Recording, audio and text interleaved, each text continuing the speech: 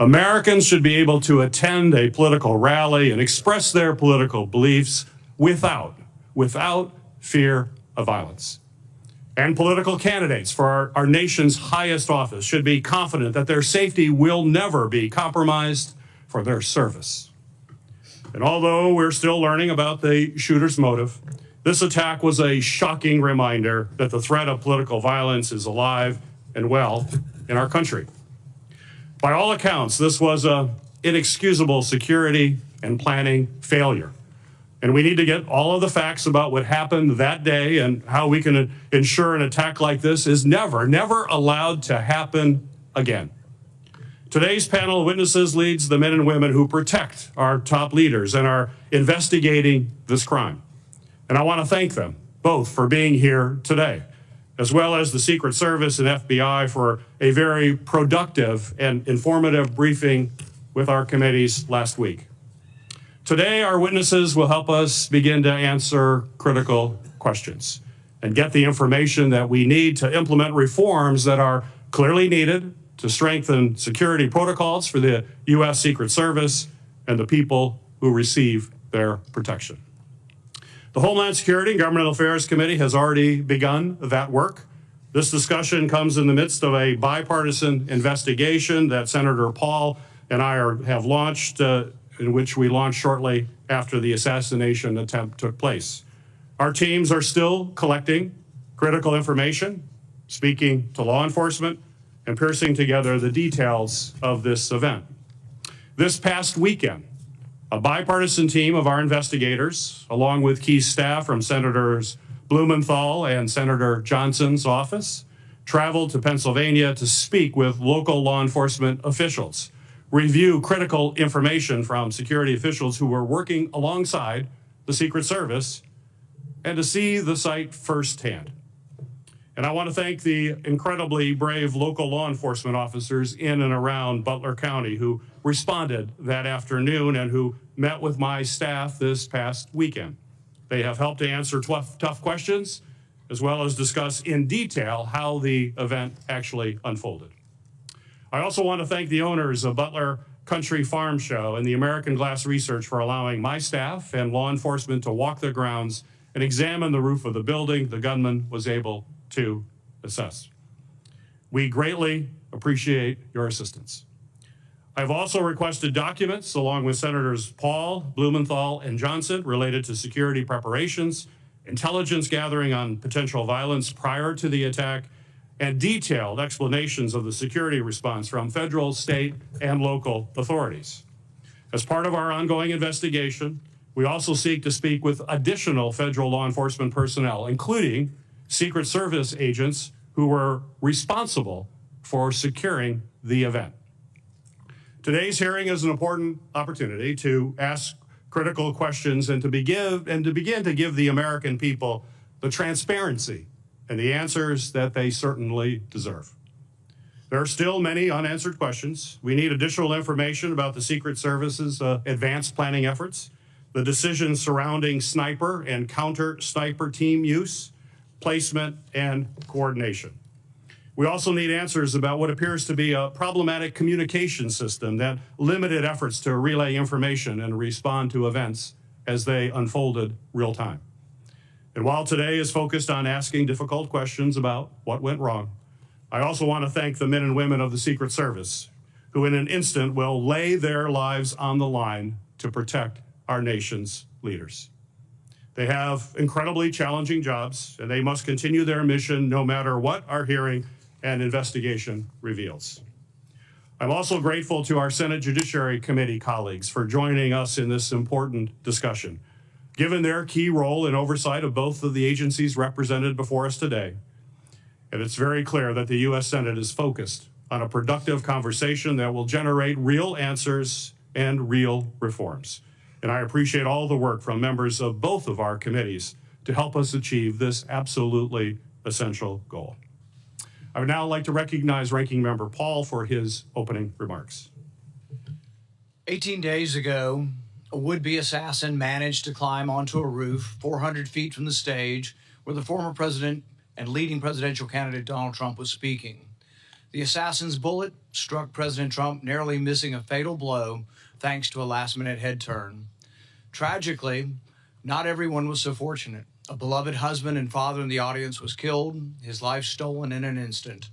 2 others remain seriously injured, their futures uncertain.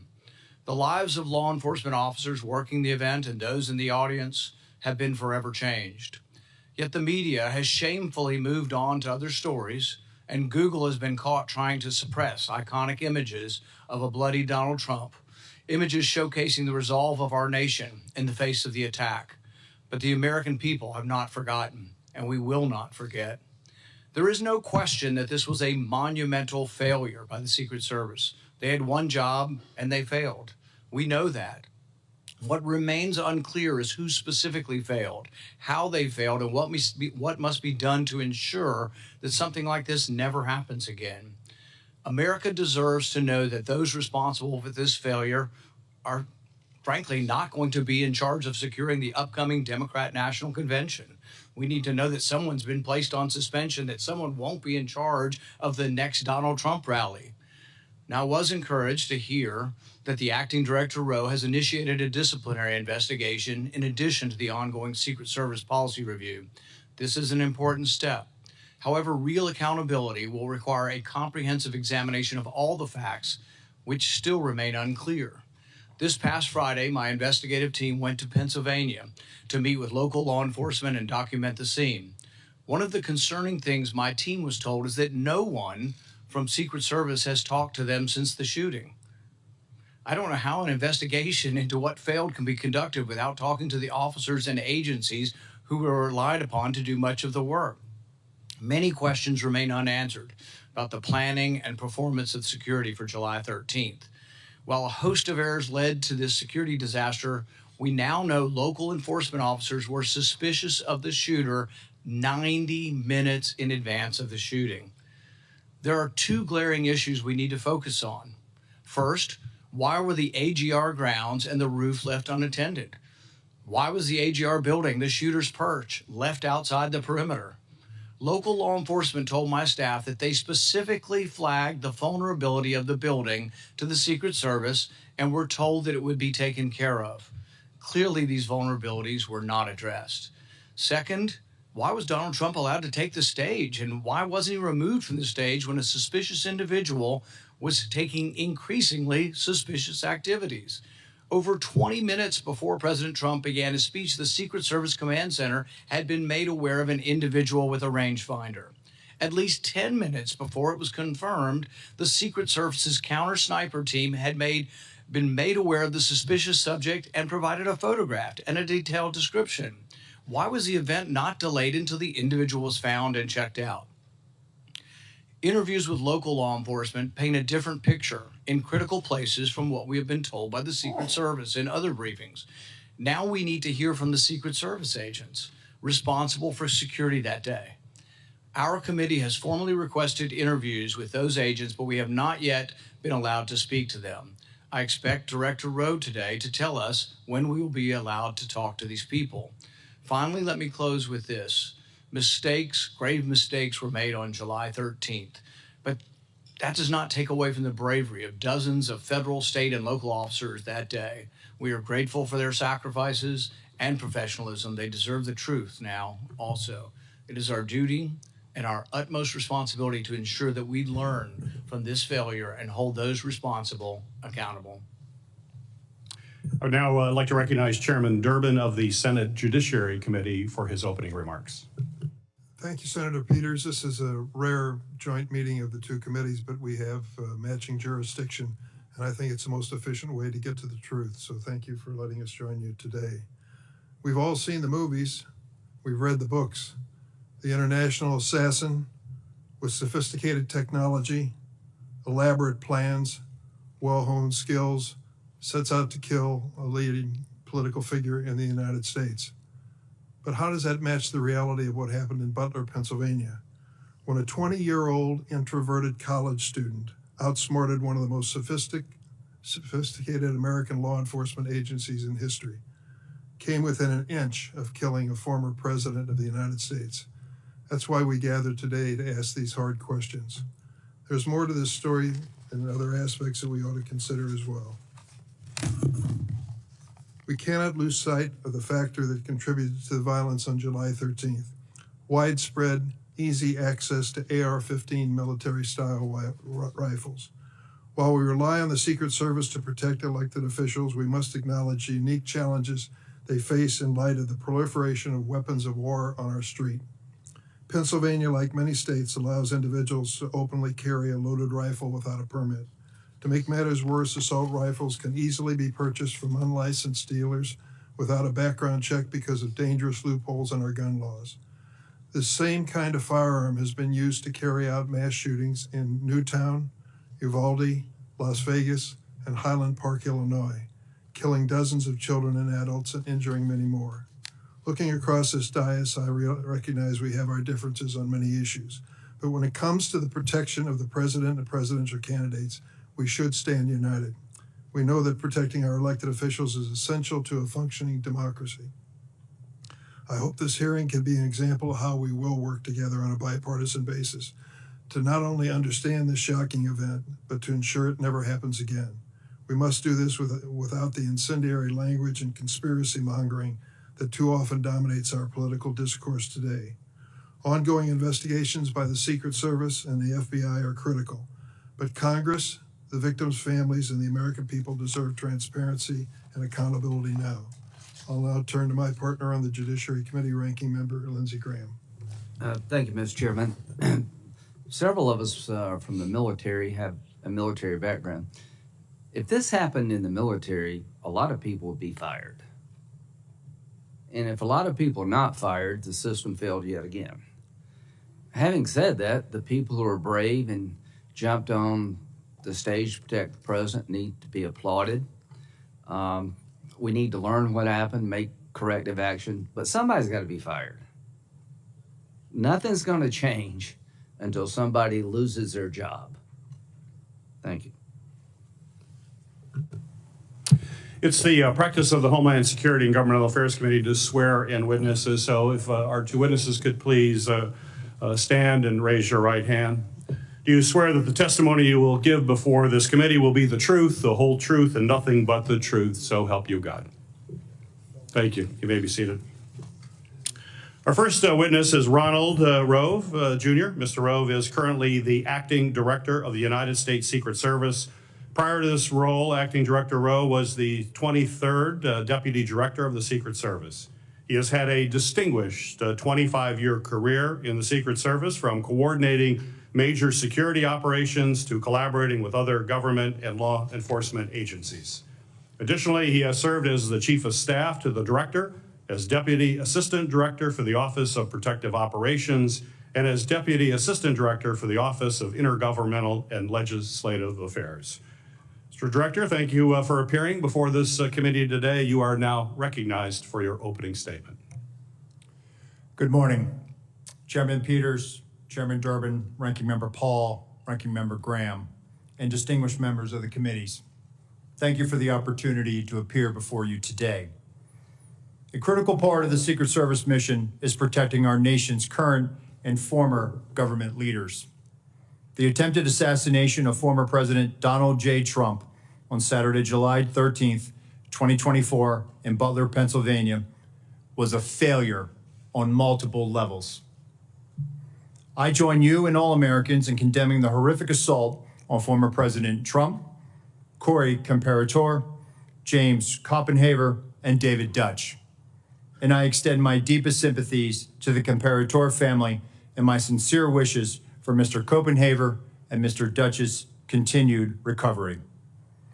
Before I begin, though, I want to commend the heroic actions of the men and women of the United States Secret Service on July 13th. Our special agents shielded the former president with their bodies while shots were still being fired, selflessly, willing to make the ultimate sacrifice without hesitation. I am extremely proud of these actions and those taken by the counter-sniper team to neutralize the threat that prevented further loss of life.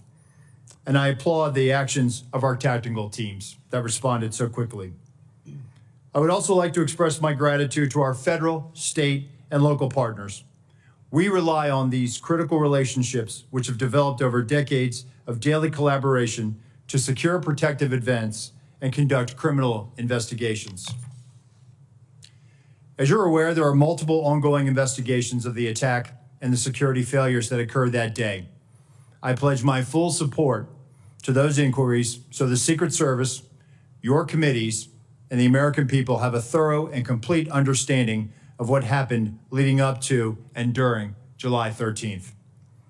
I will not wait for the results of those findings to assess where we failed that day. I have taken and will continue to take immediate steps to ensure we do not repeat those failures.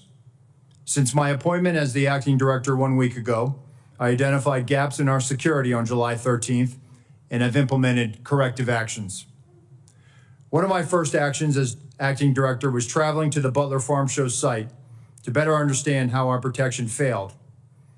I went to the roof of the AGR building where the assailant fired shots, and I laid in a prone position to evaluate his line of sight. What I saw made me ashamed. As a career law enforcement officer and a 25-year veteran with the Secret Service, I cannot defend why that roof was not better secured. To prevent similar lapses from occurring in the future, I directed our personnel to ensure every event site security plan is thoroughly vetted by multiple experienced supervisors before it is implemented. It is clear to me that other protective enhancements could have strengthened our security at the Butler event. As such, I have directed the expanded use of unmanned aerial systems at protective sites to help detect threats on roofs and other elevated threats. I've also directed resources to facilitate our protective site communications, particularly our communications with our state and local partners. In addition, I have instructed the asset request for Secret Service protective details to be approved expeditiously and have ordered the maximum use of requested personnel at protective sites to address this heightened security environment.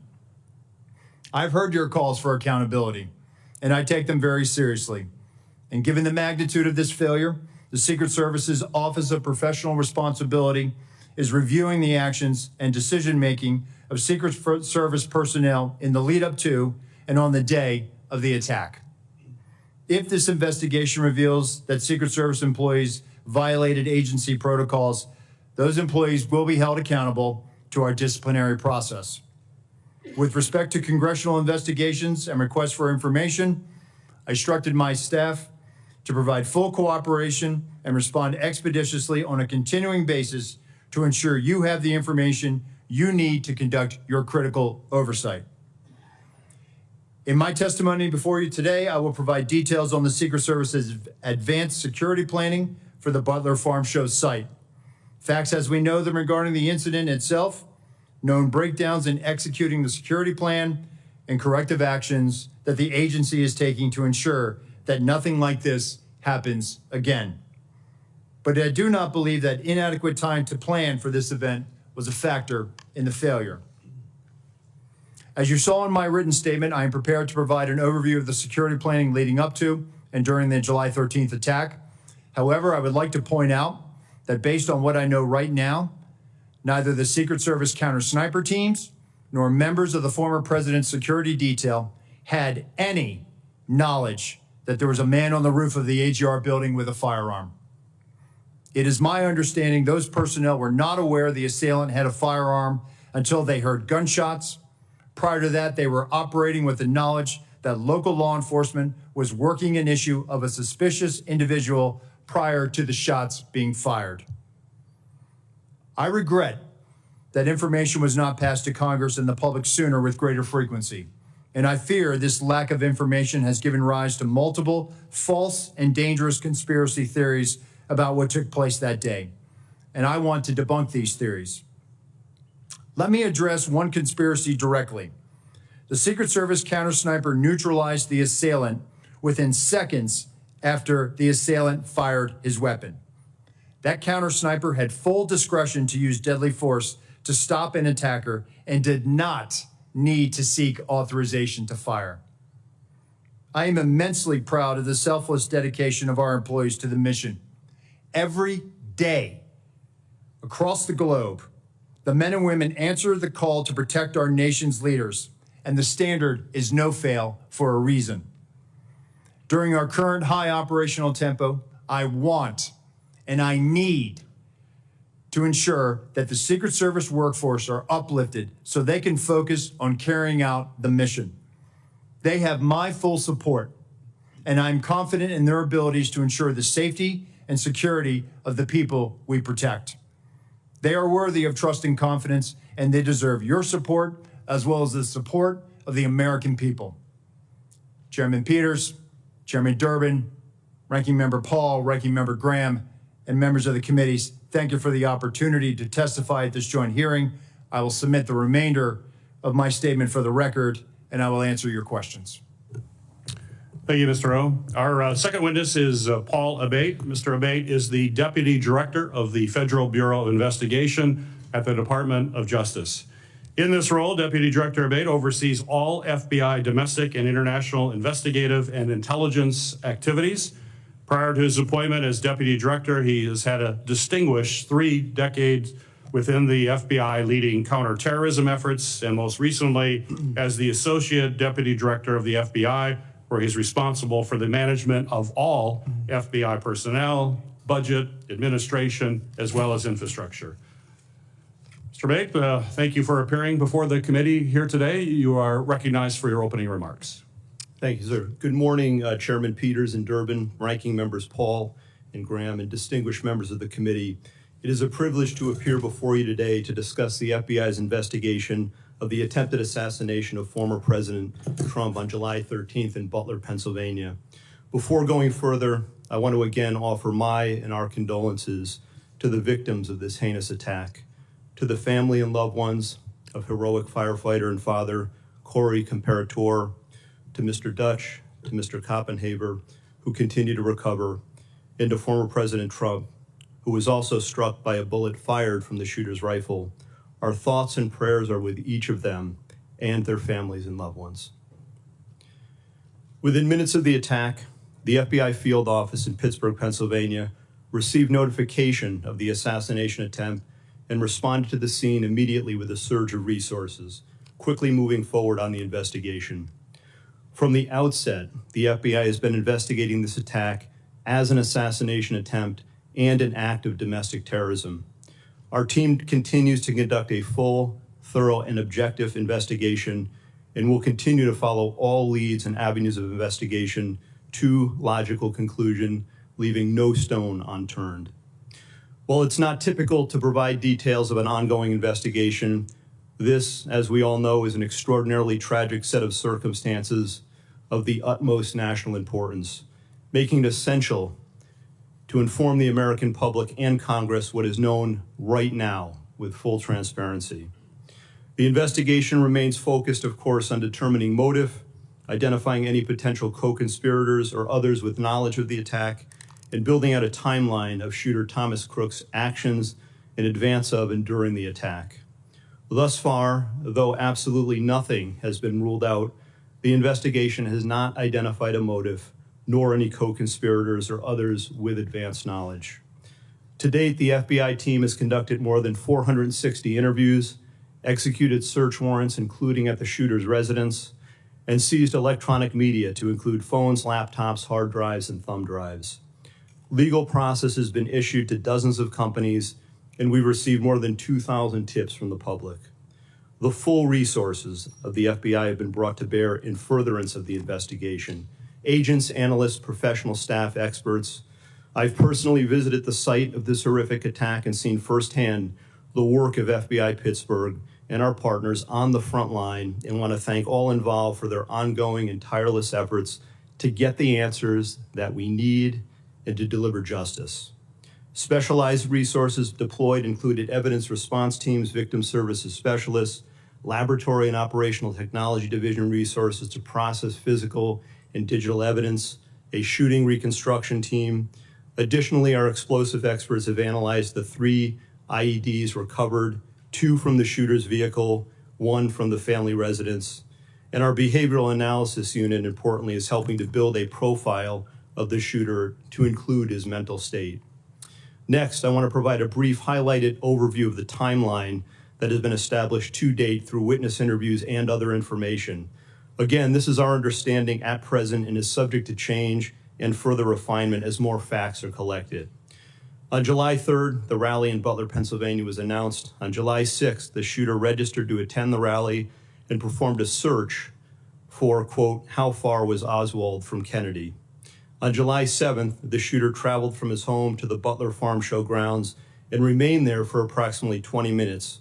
We assess this shows advanced planning and reconnaissance on his part. On July 12th, the shooter traveled from his home to the Clairton Sportsman Club, where he practiced shooting. On the morning of July 13th, at approximately 10 a.m., the shooter returned to the farm show grounds and remained there for about 70 minutes before returning home again. At approximately 1:30 p.m., while at the residence, the shooter's father gave him a rifle for the purpose he believed of going back to the Sportsman Club. About 25 minutes later, the shooter purchased ammunition while en route to the Butler Farm Show grounds. The subject then arrived at the scene and was moving around the farm show grounds close to the American Glass Research AGR building, from which he ultimately committed the attack. Shortly thereafter, at approximately 3:51 p.m., the shooter flew a drone approximately 200 yards from the farm show grounds for about 11 minutes. The drone and controller were later found in the subject's car. Analysis has not revealed any photos or video taken by the drone, but we can confirm that he was live streaming at the time and would have been able to view it on his controller. The first reported sighting of the shooter by local law enforcement was at approximately 4:26 p.m. At approximately 5:10 p.m., the shooter was again identified by local law enforcement as a suspicious person around the AGR building. And at approximately 5:14 p.m., a local SWAT operator took a photo of the shooter. At about 5:32 p.m., local SWAT observed the shooter next to the AGR building using his phone, browsing news sites, and with a rangefinder. At approximately 5:38 p.m., the photo of the shooter taken earlier was sent to local SWAT operators in a text message group. Subsequently, approximately 25 minutes prior to the shooting, the U.S. Secret Service command post was notified of a suspicious person. Officers lost sight of the subject from approximately 6:02 p.m. to 6:08 p.m., but continued to communicate with each other in an attempt to locate him. Recently discovered video from a local business shows the shooter pulling himself up onto the AGR building rooftop at approximately 6:06 p.m. And at approximately 6:08 p.m., the subject was observed on the roof by local law enforcement. At approximately 6:11 p.m., a local police officer was lifted to the roof by another officer, saw the shooter, and radioed that he was armed with, quote, a long gun. Within approximately the next 30 seconds, the shots were fired. The evidence recovery team found 8 shell casings at the scene next to the shooter's body. We believe that the subject, the shooter, fired 8 rounds.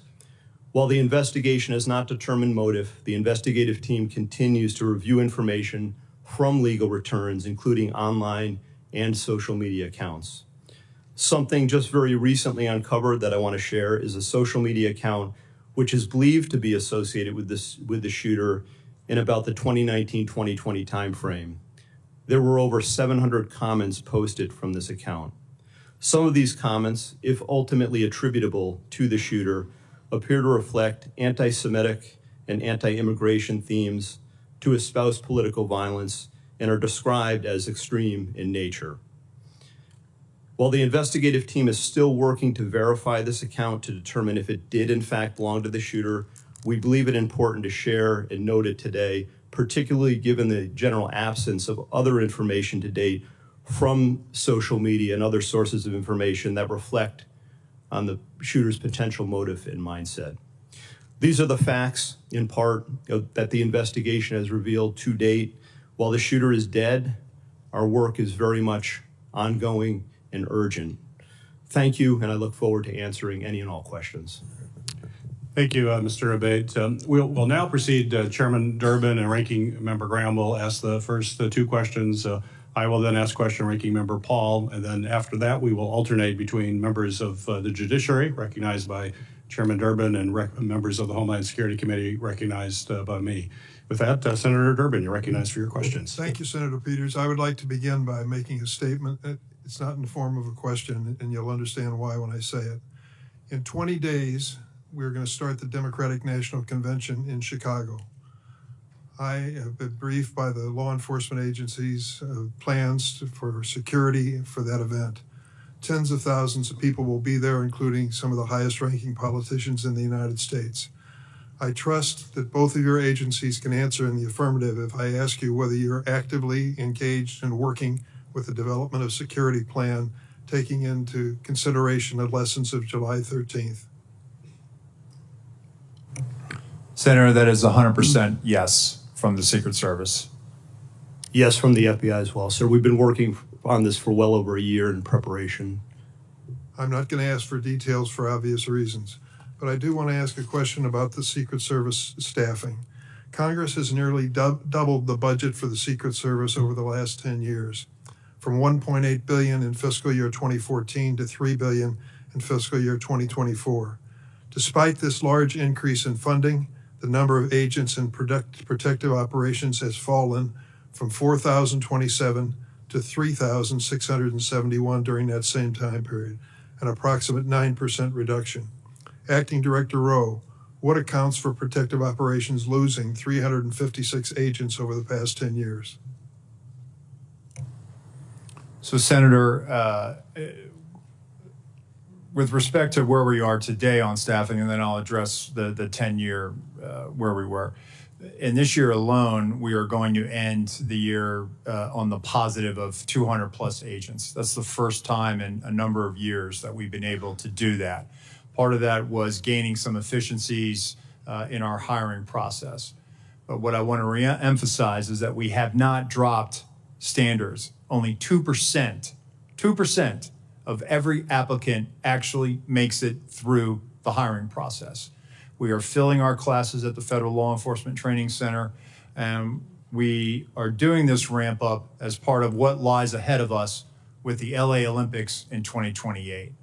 With respect to what has happened in years prior, this is a difficult and challenging job, being a Secret Service agent. Living your life by somebody else's schedule, constantly away from your family, constantly having to meet increased operational and investigative demands, which we gladly do, but it's not for everyone. And I think there are times where people have to make tough choices and they decide to leave the agency. But that doesn't mean that they were any less of an agent or that they weren't committed to the mission, because we are all committed to being patriots and serving our country and protecting our nation's highest leaders. I think there was a variety of factors. Some of it was the pandemic. Some of it was, the economy or other opportunities. We have people that are very skilled in cyber that often leave the job. Some of the protective skills that they acquire are also in demand in the private sector. But some of the mechanisms that we've put in place just in the last year is also retaining our workforce. And that's what we are focused on right now. The Government Accountability Office has determined that restaffing from these losses have been slowed due to a number of factors, including the years-long background checks for prospective agents and the assignments agents must work through before being assigned to protection. Given these constraints, what steps have you taken to improve recruitment? So we're actually putting out targeted recruitment opportunities. So we've just recently put it out for within our uniform division for our counter sniper unit, our hazardous agent medical emergency response unit, our counter assault team on the special agent side. So we're actually trying to gather the best and the brightest. And I will tell you that we are having great success with a lot of these vacancies. But what I want to reiterate is that, for example, on the counter assault vacancy, we had 700 applicants that applied for this. Really, what we will glean after they make it through the process, and they have to be able to hold a top secret SCI clearance, will be, if we realize 15 out of that tranche, that's a 2% pass rate. So it is very competitive, and we are trying to make sure that we are getting the best and the brightest without dropping standards. One last question for either one of you. What is the purpose of a rangefinder? And once this assassin was identified as using a rangefinder, wasn't that proof positive that he was a dangerous individual? So I'll say, Senator, that obviously somebody is trying to determine where they are in proximity to a location, a fixed location. I'll defer to my colleague here, but I believe it was a recreation or sports related. I thought I had read that it was a golf range finder. Nonetheless, it still would have provided him the ability to provide the distance that he was away from his intended target. Wasn't that enough? As far as raising suspicion, Yes, I think he was identified as being suspicious by local law enforcement. and nothing happened. Well, I know that local law enforcement was attempting to locate him. Thank you, Mr. Chairman. Thank you, Member Graham. Thank you. Let's go back to the resources. Do you need more money? Senator, listen, there is a single branch, or a single agency in the executive branch that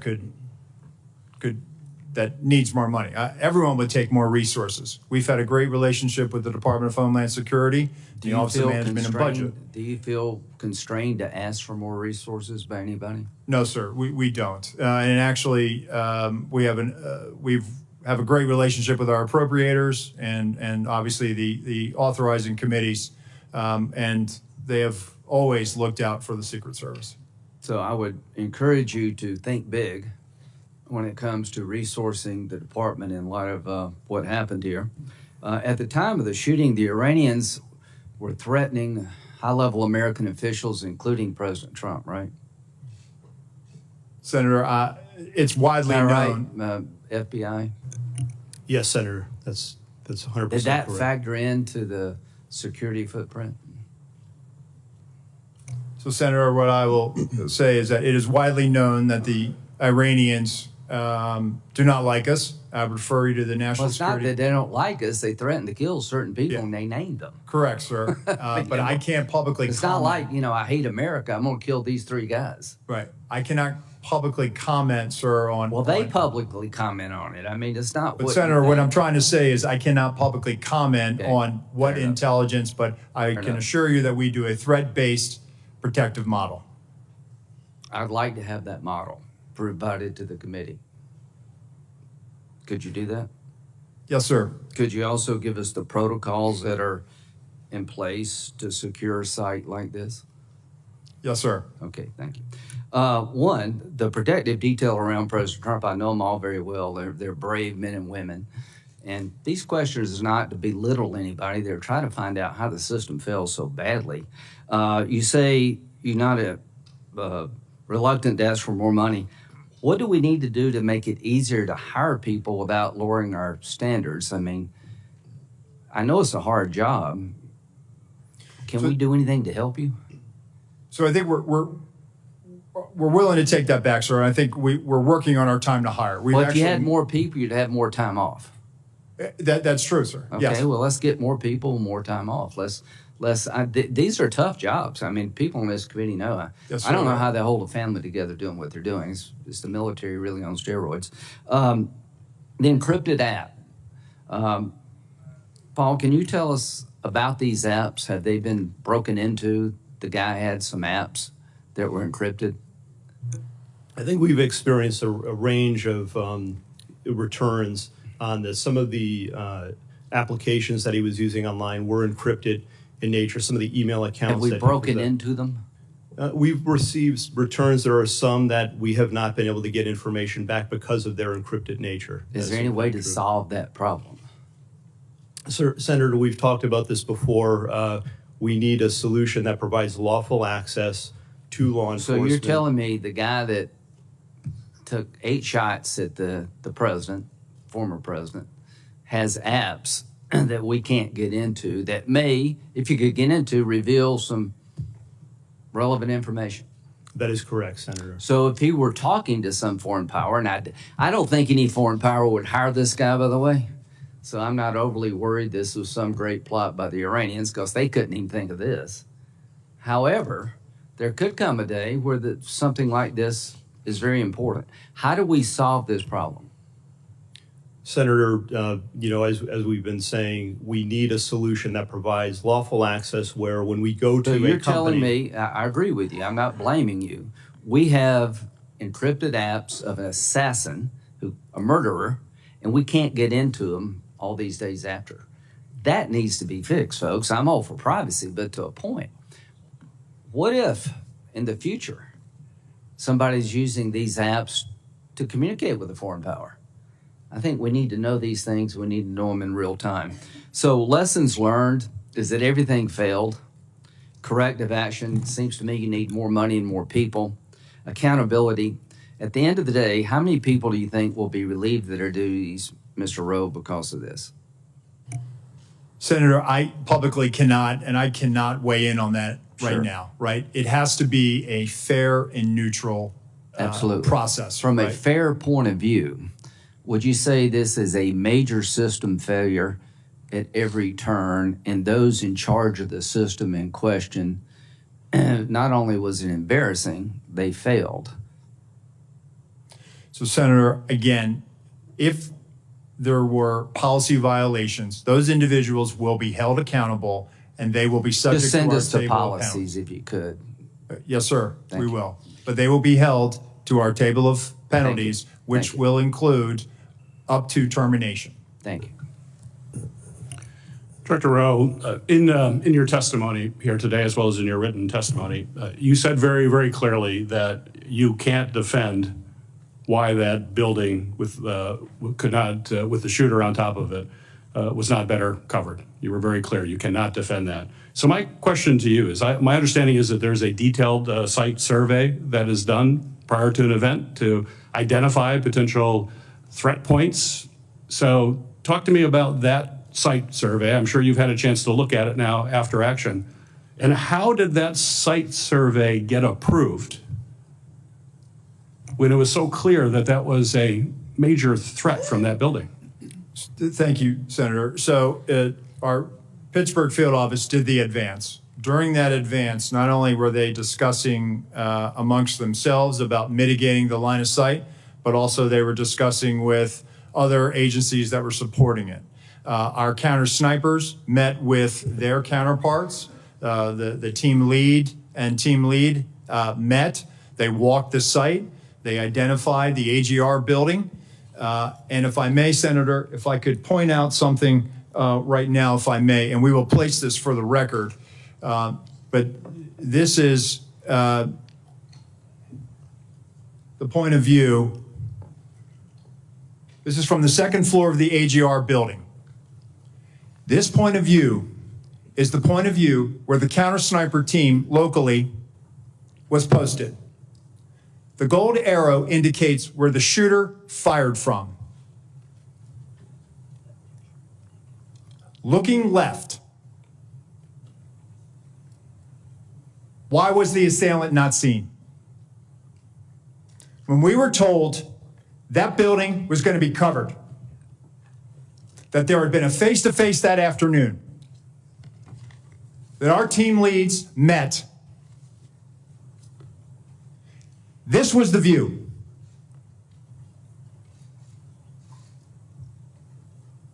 Let me show you another view, Senator.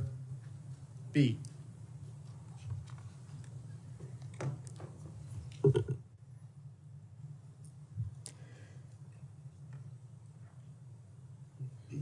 This view is a reenactment by one of my agents. Laying flat. There is a 5-inch rise on the middle of that roof. The assailant would have had to present his bore over that to get his shot off. The view underneath reflects the perspective that he would have had.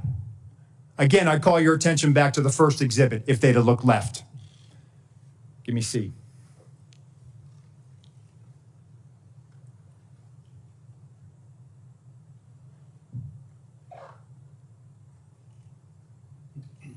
This is what our counter sniper team saw. Shooter, no elbows. You barely make out the crown of his head.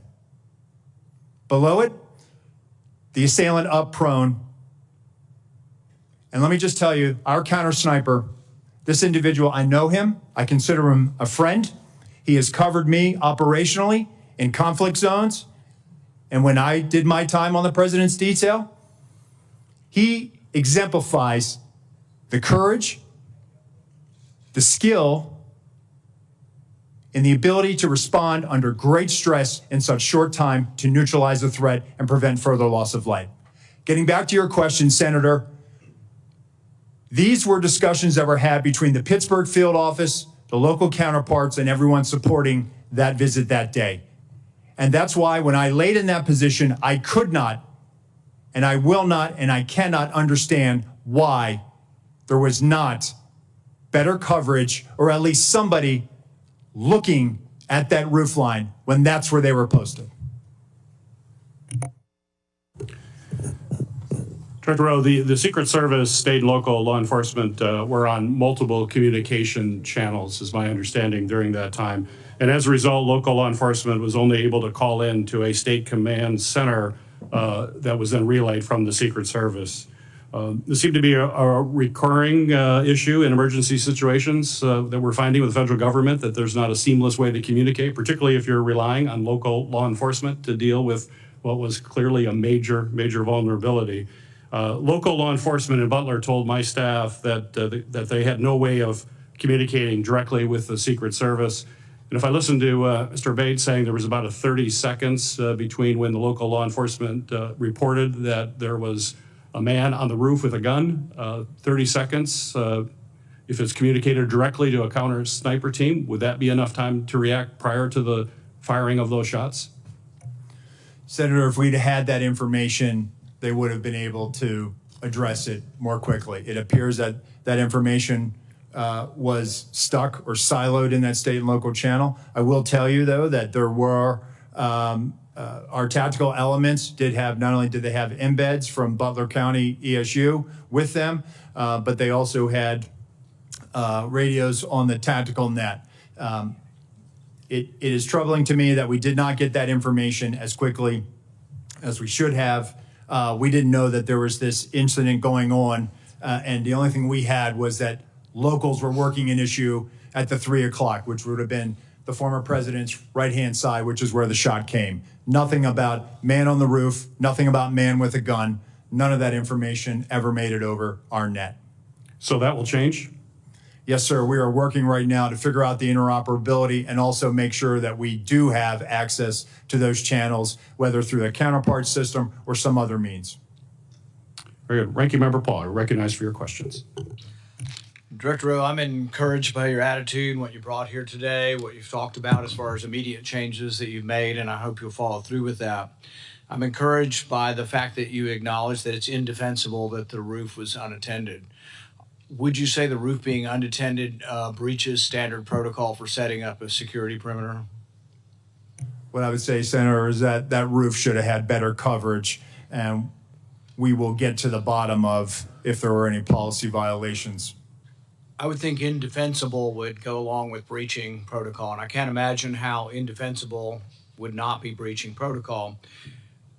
What I would caution, though, is that I sense, and you're the Secret Service, and these people are your friends, and they are heroic people who do good things, that we can't let our friendships blind us from responsibility. So someone's in charge of the security at the zone. Would the Secret Service be in charge of the entire operation and they work with law enforcement, but they're in charge? The person in charge of the entire operation is the Secret Service, not the local police. You're correct, sir. This is a failure of the Secret Service. So that's what I mean. And look, I don't wish anybody harm. I appreciate the bravery of the Capitol Hill Police. I was at the shooting at the ball field. I've heard 100 shots coming my way. Fortunately, none came to me. But I appreciate the bravery of all the people who protect us. But there's also the idea that there are certain mistakes that don't make you a bad person, but they're just inexcusable that if you made that mistake. So for example, let's say you determine, well, local police should have been on there and they told us, and local police says, no, they didn't tell us to do it. And it's a he said, she said.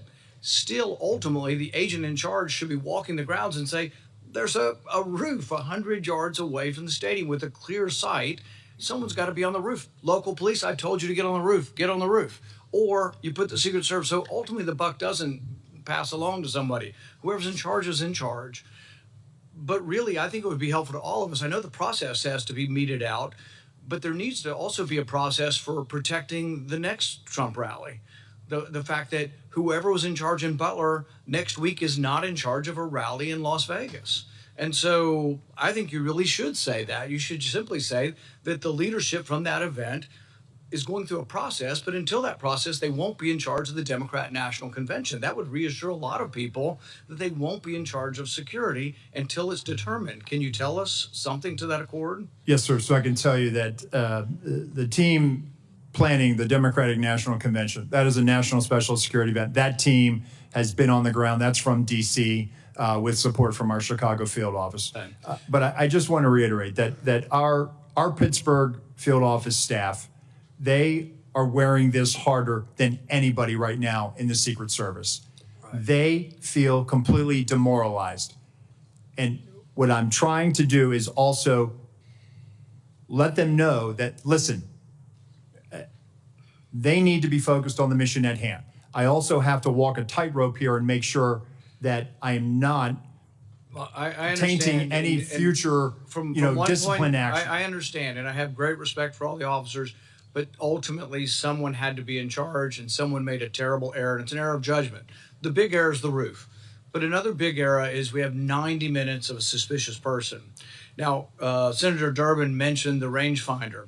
None of these are enough to shoot a suspicious person, but they certainly, you would think, would be enough to stop the proceedings. That's where I think you get to the second major management or judgment error of this. Now, Trump's done probably 100 rallies like this. How often at one of his rallies are there 90 minutes of looking at one person and at least a half a dozen pictures of that person? How often does that happen? And is it against protocol to let a proceeding go on when you've got a suspicious person, 90 minutes worth of people talking about this person, and we don't stop the proceeding? Does that defy protocol? So Senator, while there's 90 minutes in total from when he's first identified by local law enforcement, we have about a 30-minute window. But at no time is there anything ever communicated about weapon or harm. And I think that's where the threat. A weapon, you shoot people with a weapon. Sure. Without a weapon, we're talking about people you stop and say, he had a backpack, which was probably big enough to have the AR-15 in it. In all likelihood, the backpack has the weapon in it. So a guy with a big backpack would never get through the perimeter. So once again, a big mistake was not having the perimeter wide enough to prevent people from shooting outside the perimeter. But the thing is, he would have never gotten through the perimeter, right? His backpack would have been checked. But people with big backpacks are very suspicious. And I would think he's been seen 6 times. But you got 20 or 30 minutes of knowing about it. But the thing is, there's all kinds of chatter going on about this. And you would think the chatter going on with the local police is on a police radio, and a policeman with that radio is standing in the control tent, so you get that communication. So there's a huge and massive breakdown.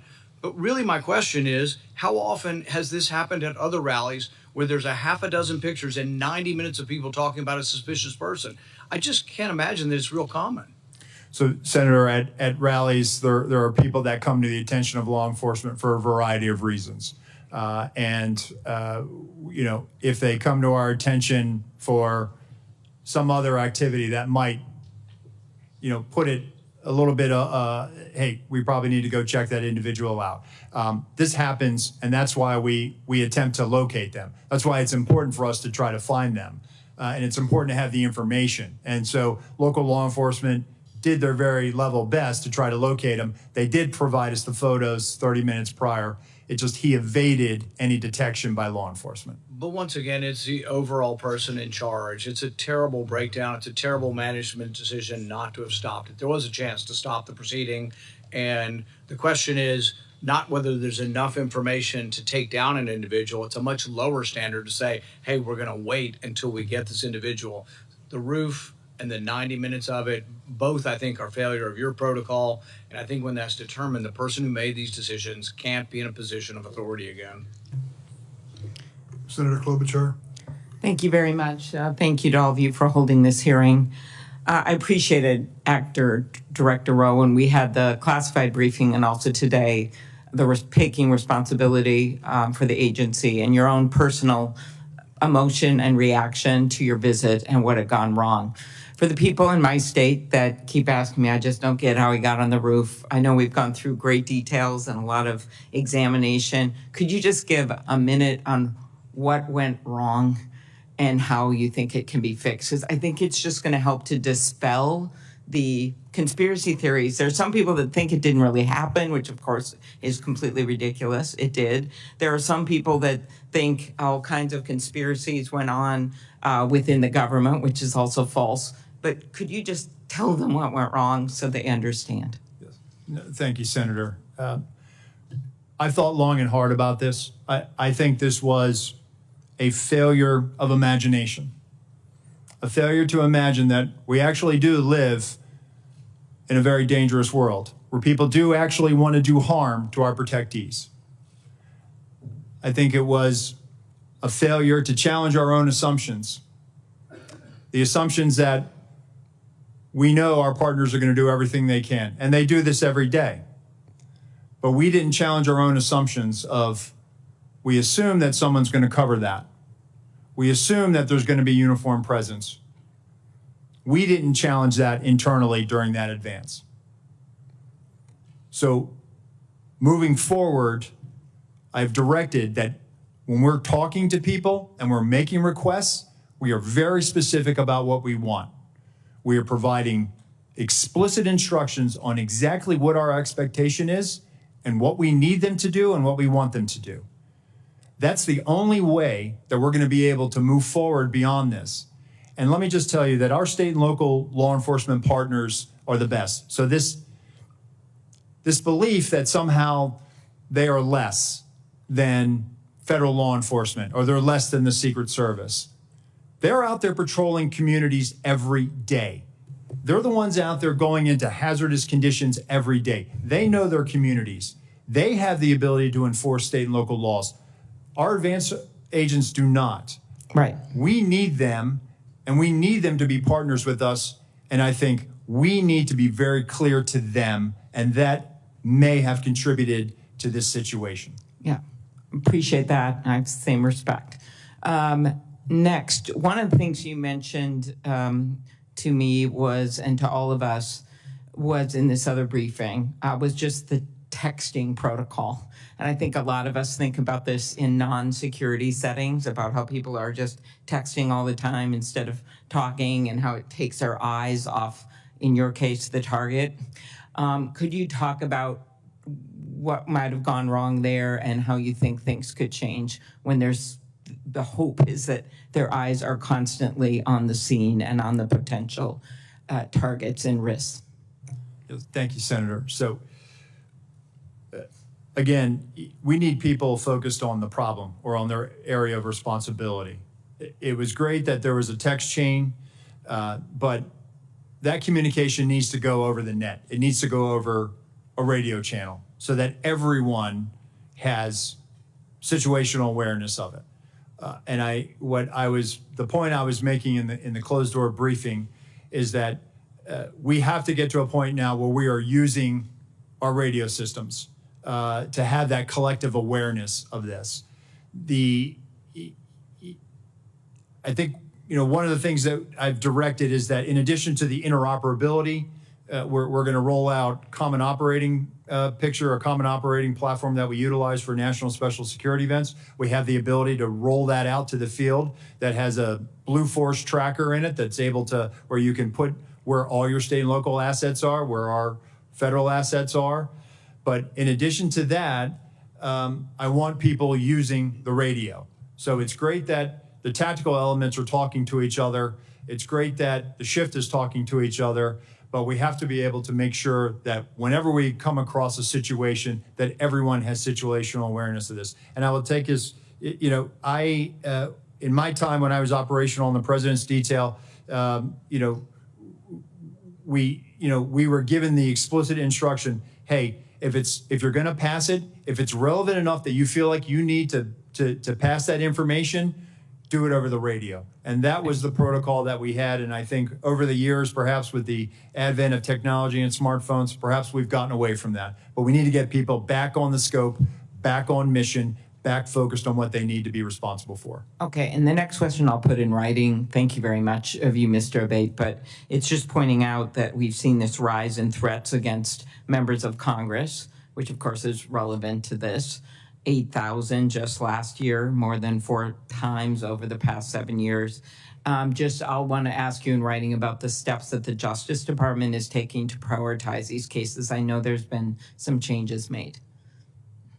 Yes, Senator, it's of our highest priority, and we're urgently working on it 24/7 every day to protect each and every one of you here. Appreciate it. Thank you, both of you. Senator Carper, recognized for your question. Thanks very much. Mr. Rowe, Mr. Abate, thank you for joining us today. I have the privilege of representing Delaware, the first state to ratify the Constitution. We did that over 200 years ago, and the Constitution sort of outlines how we elect our leaders. And it changes with respect to technology over the years. But there's, for as long as we've been a country, threats to our leaders when they pursue elective office. We're going to be gathering, some of us will be gathering in Chicago in just a few weeks. Others will be gathering in other parts of the country to help make sure that what was adopted in that original Constitution is actually carried out faithfully. And it's just incredibly important that those who aspire to elective office and those who take on those challenges are protected, and their families are protected, as well as those who surround them. I share with my colleagues my prayers for those who have been killed or injured on July 13th. We're grateful that one of our presidential candidates is okay. But I have a question about what I can't get over how a 20-year-old loner could somehow outsmart 2 of the smartest federal agencies and state agencies and law enforcement with an odds of like 1,000 to 1, and be able to almost pull this off. It just blows my mind. Hopefully we'll get to the truth and all of that. I'm a Navy guy. I spent many years of my life in the Navy. I learned as a midshipman that when the ship runs aground at sea, the commanding officer is held responsible. Whether the commanding officer is awake, asleep, at the helm, but the commanding officer is held responsible. And I think we have to make, at the end of the day, I'm not interested in a blame game, but I'm sure interested in finding out who was responsible and making sure that they account for their responsibility. My question is, what policies are currently in place to facilitate real-time information sharing between the Secret Service and local law enforcement during an event?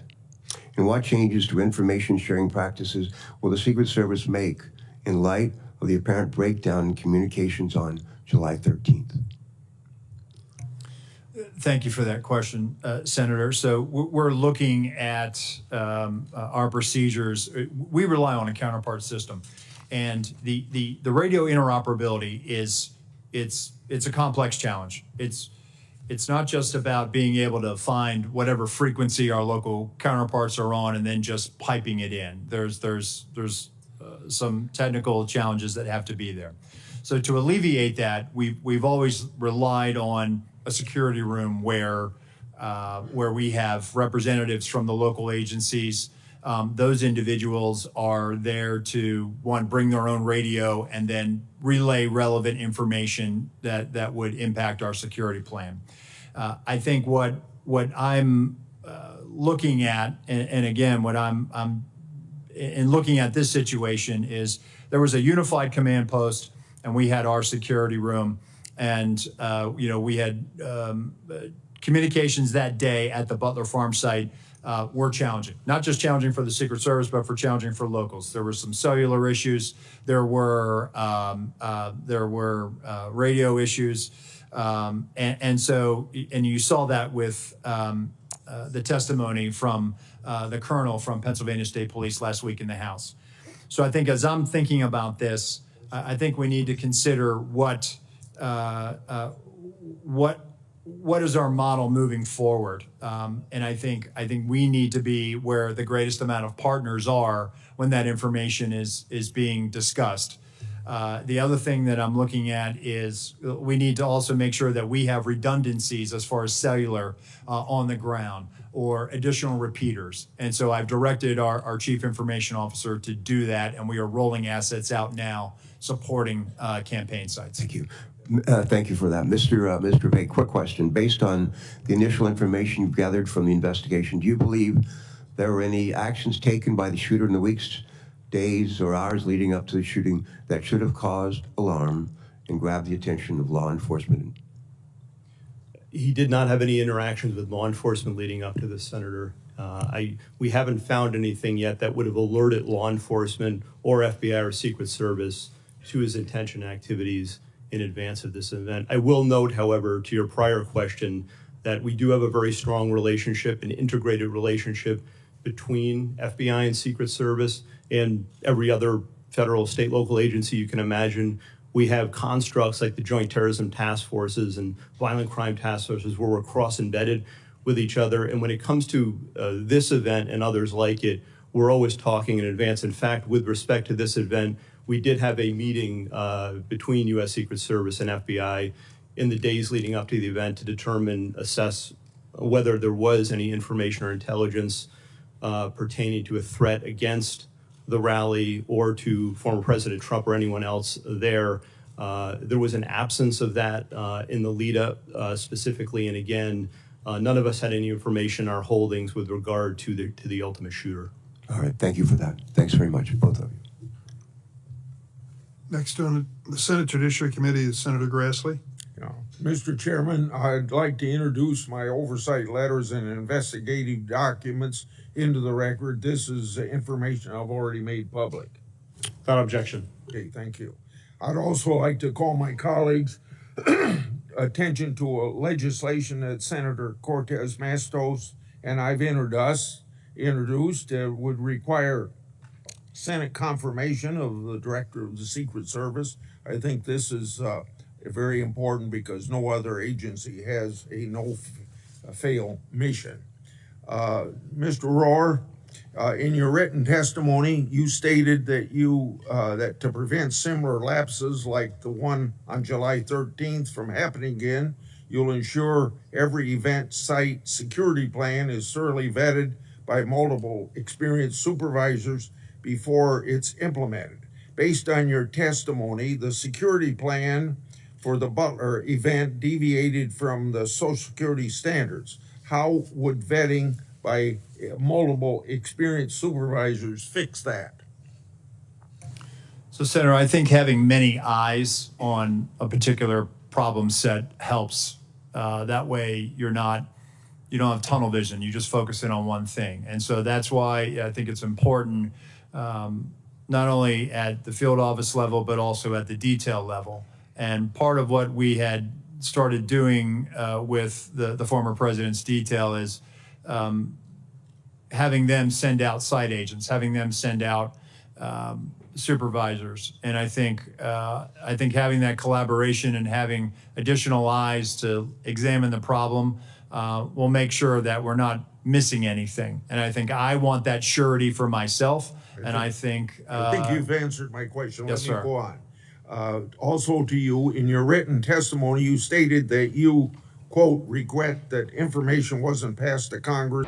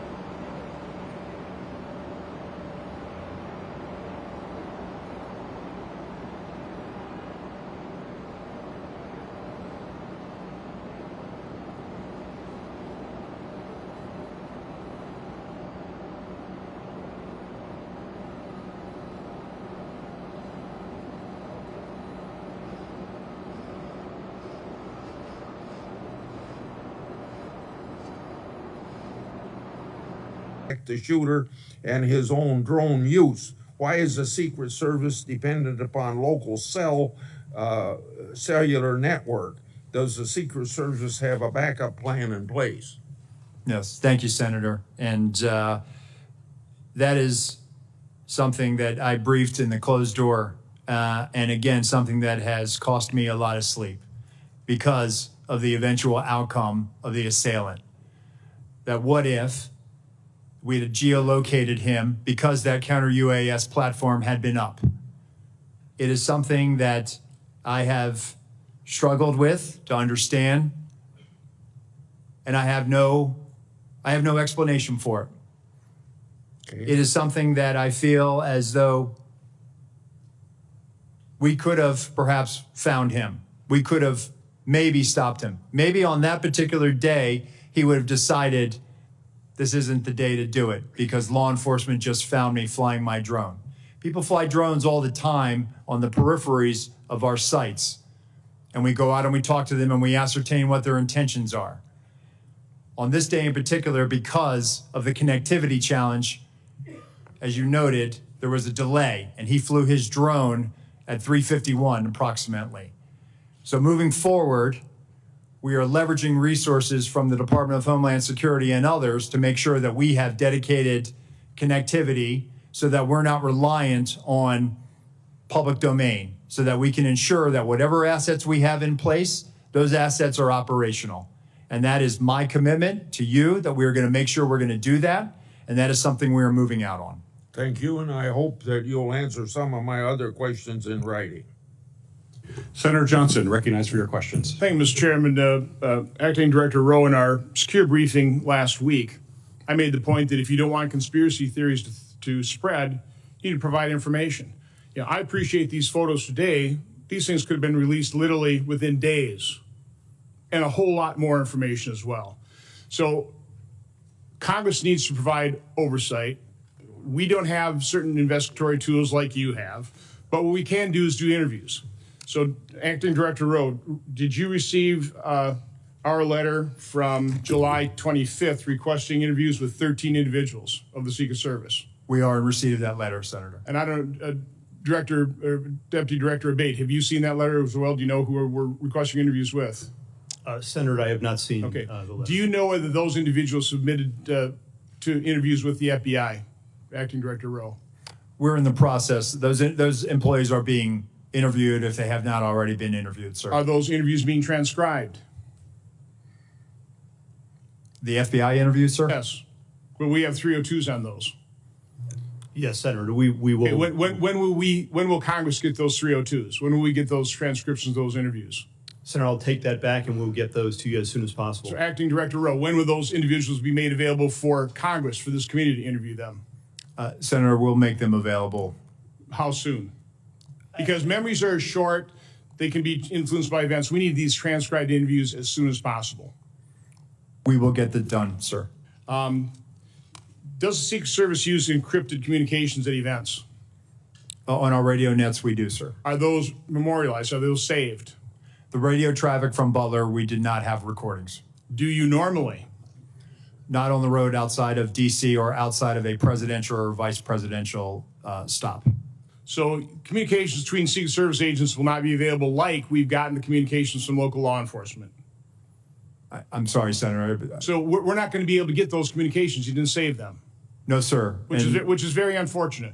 It is, sir. And moving forward, I've directed that we will now start recording those so that we will have them moving forward. And by the way, I'm going to ask for a number of things at the very end to be entered in the record. But one of my preliminary findings is that the Secret Service did not attend the 9 o'clock briefing the day of the event. In your testimony, you said that a site briefing was conducted with Secret Service personnel and law enforcement partners supporting the event. Those both can't be true. So local law enforcement do not believe Secret Service was present at the 9 o'clock briefing. Were they or were they not? So, Senator, with respect to the snipers that went on national television and gave an interview and said that they did not get a briefing from the Secret Service, they were supporting through mutual aid, and our personnel briefed the tactical team leader was leading that element that was providing this counter sniper. So, Acting Director Rowe, you said that the Secret Service provides explicit instructions to the locals. Were explicit instructions provided to cover the roof of the AGR building and locals just not follow it, or were those explicit instructions not provided? My understanding, what was communicated is that the locals had a plan and that they had been there before. So an awful lot of the chatter on social media has to do with is there partisanship in the Secret Service, providing coverage for some individuals and none for others, about Secret Service coverage or additional coverage enhancements being denied. Was there ever requested additional coverage for Mar-a-Lago? Senator, we have provided additional resources to the Mar-a-Lago residents. Was coverage asked for and denied ever? I'll have to research that, Senator, but I'm happy to tell you we have made significant investments since the former president has left office. Over $4 million of technology, resources, and arms. Documents will Yes, come sir. out eventually to make the point one way or the other. This is an important piece of information that Congress needs to have. Senator, we'll make those available to you, the there's- investments we've made. There's a report today by Susan Crabtree of Real Clear Politics saying that you denied sniper coverage outside of driving distance of D.C. Is that true? That is a false statement, sir. Well, that is incorrect. That is incorrect. Okay, I mean, that's the kind of information you need to refute with documentation. Deputy Director Abate, you said this is an assassination attempt and domestic terrorism. It's obviously assassination attempt. Why make the distinction? What is different about that? We think it's important to cover all the possibilities here in the reality of what we're dealing with and what we've all seen, Senator. And we've learned lessons from the past.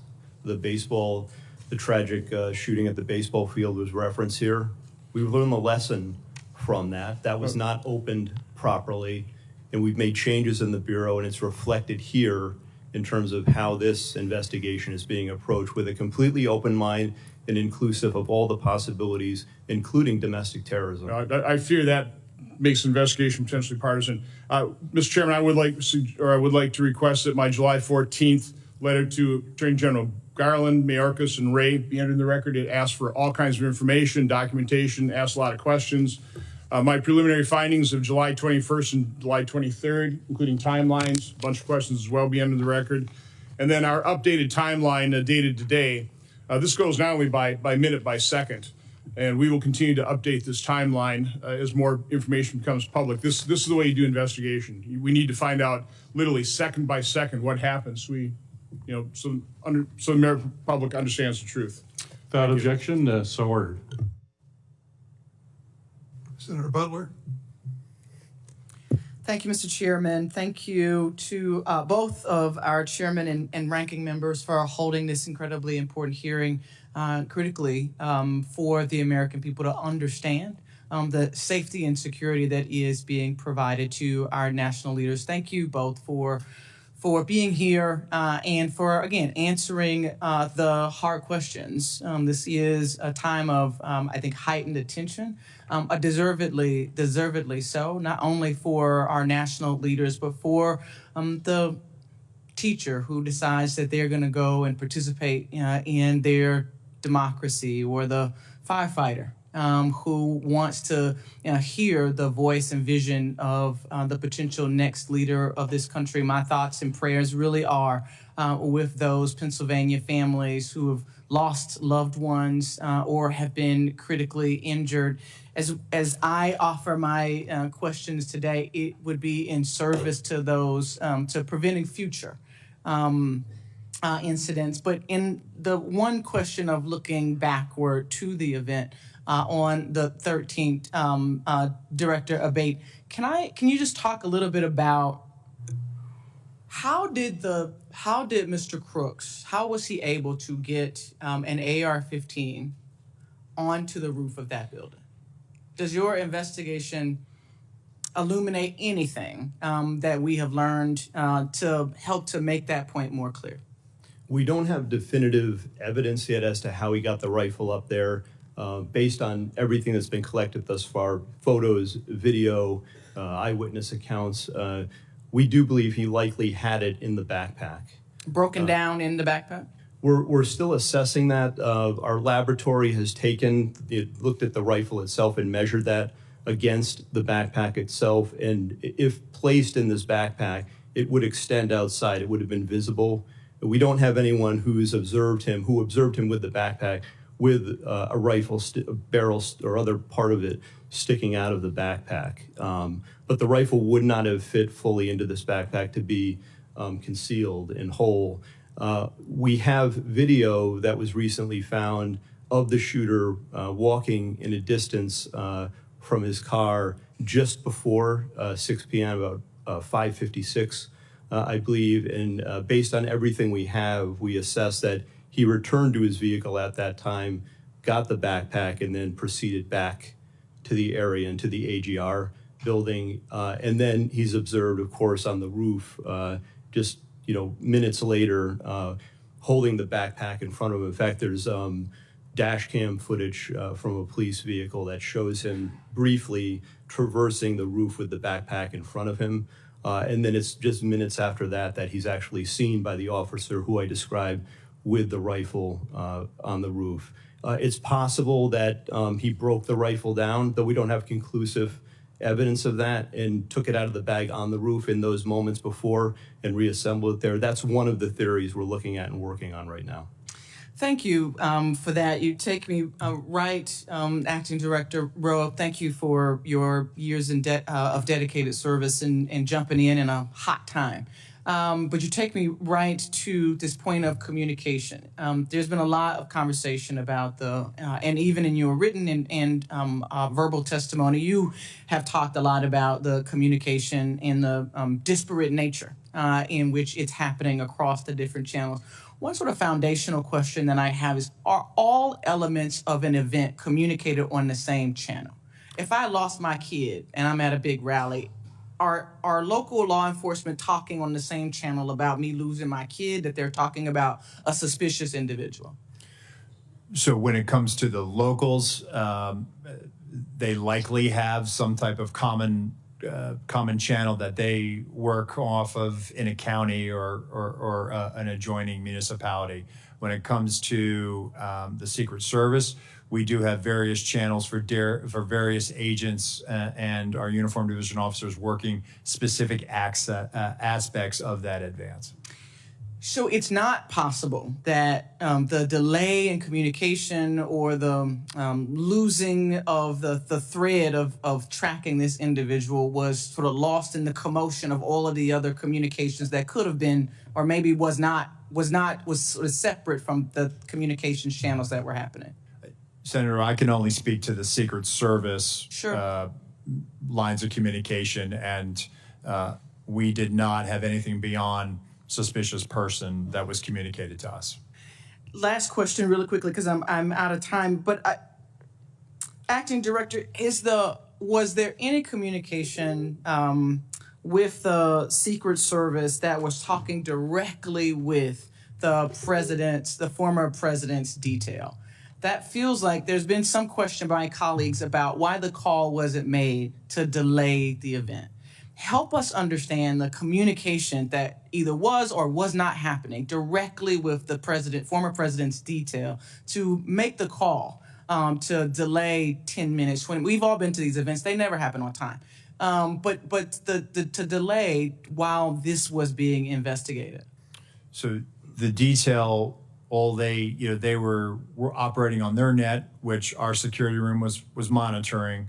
But again, having information of a suspicious individual, there were other calls that day of individuals that came to the attention of law enforcement, of people that needed medical attention. So it really, that particular, regarding the assailant, that never really rose to a level of we should not put him out there. Had we known that there was a dangerous individual out there, we would never let a protectee go out on stage.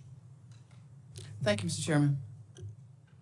Senator Hessen, recognized for your questions. Well, thank you very much, Mr. Chairman. I want to thank you and Chairman Durbin and the ranking members for holding this joint hearing today. And thank you to our witnesses, not only for being here, but for your careers of service to our country and to the men and women you lead. I am really grateful that former President Trump is safe and extend my sympathies to the family of Corey Comparateur, who was fatally shot at the rally, and my sympathies to everyone who was injured. On July 13th, major failures nearly led to the assassination of a presidential candidate who is also a former president of the United States.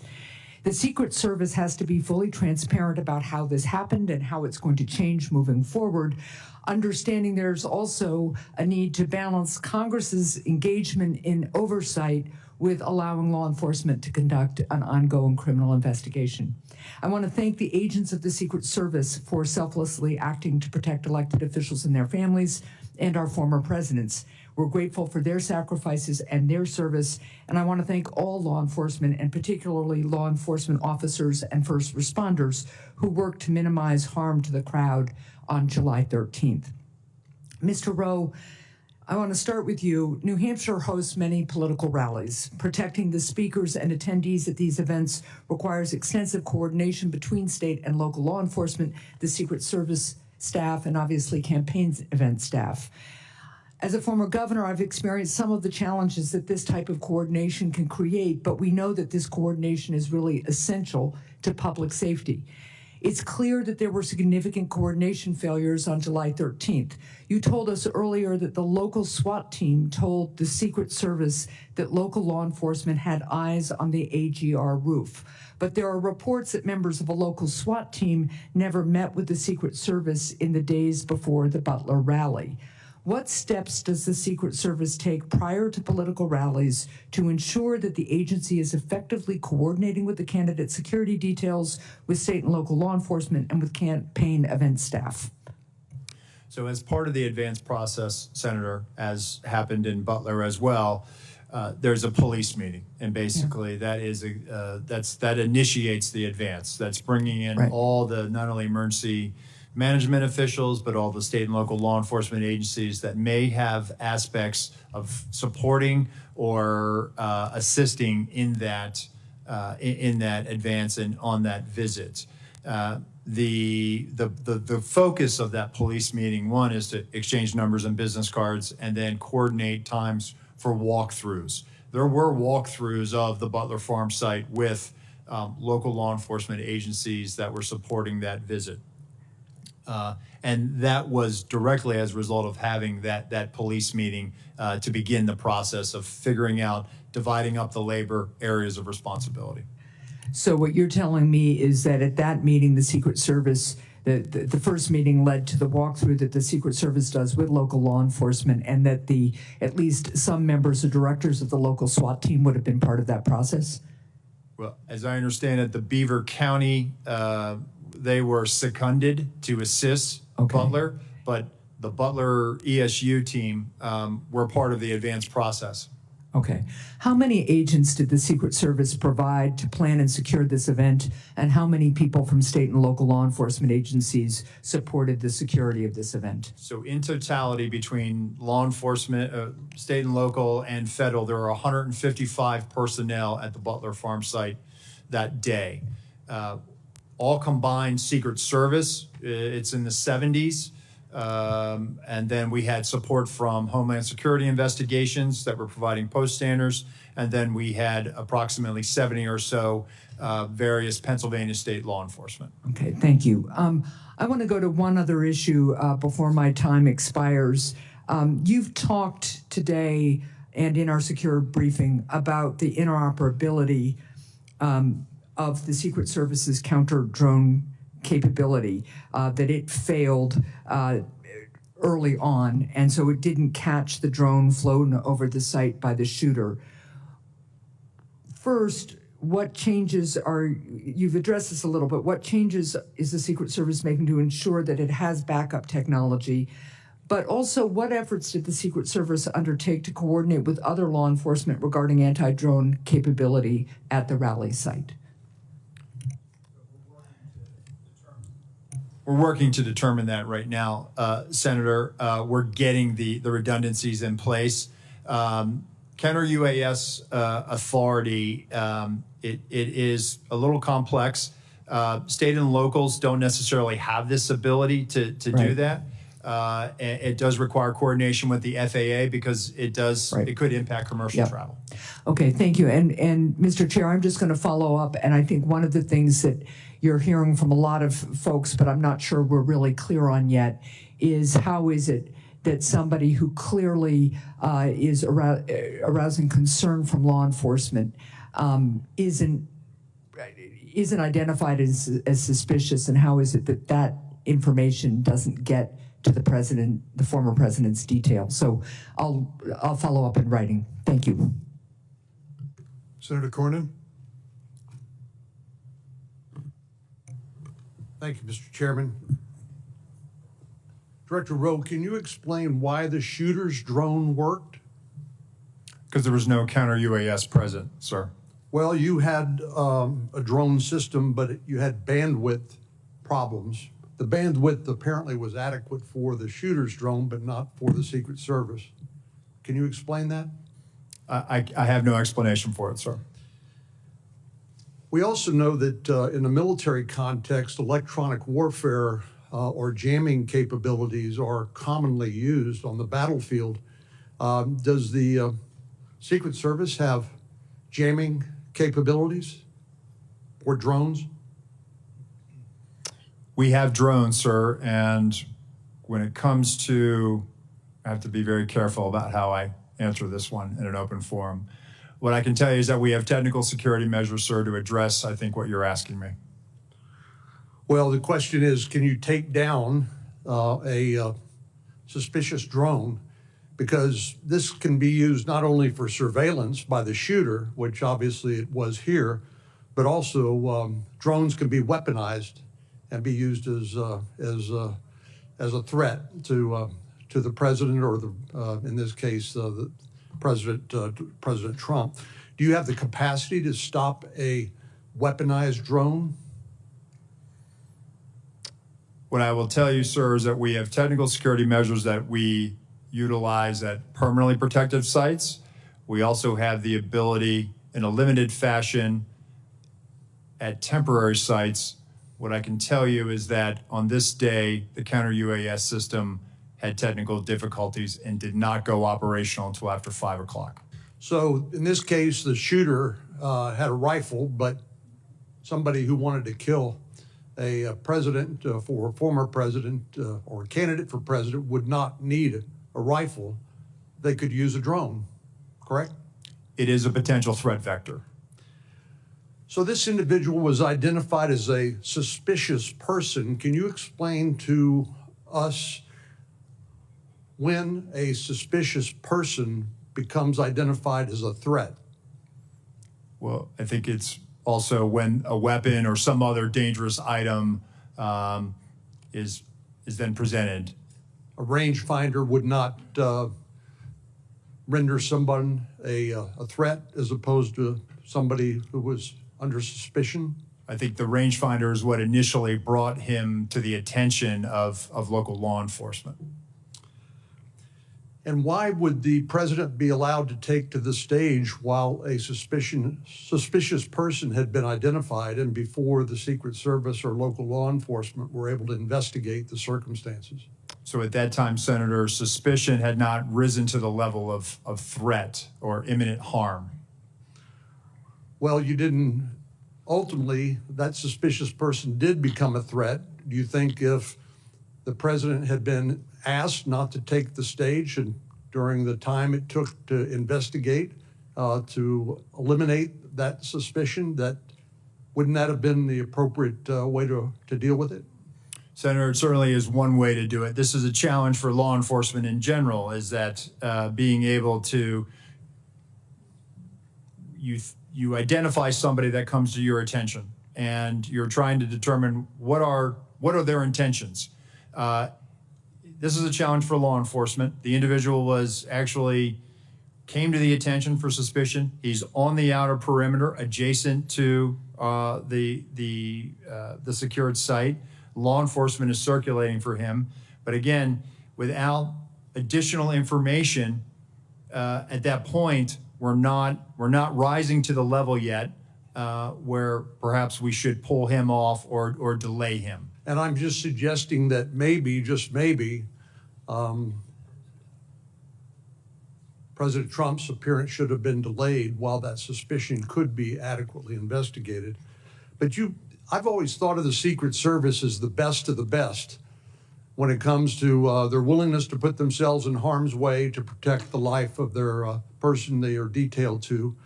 And I think you described the very rigorous process by which people are screened. And I think you mentioned the 2% standard. People who are interested in serving, only a very small fraction of those individuals are actually accepted in the Secret Service because of the high standards that your agency has.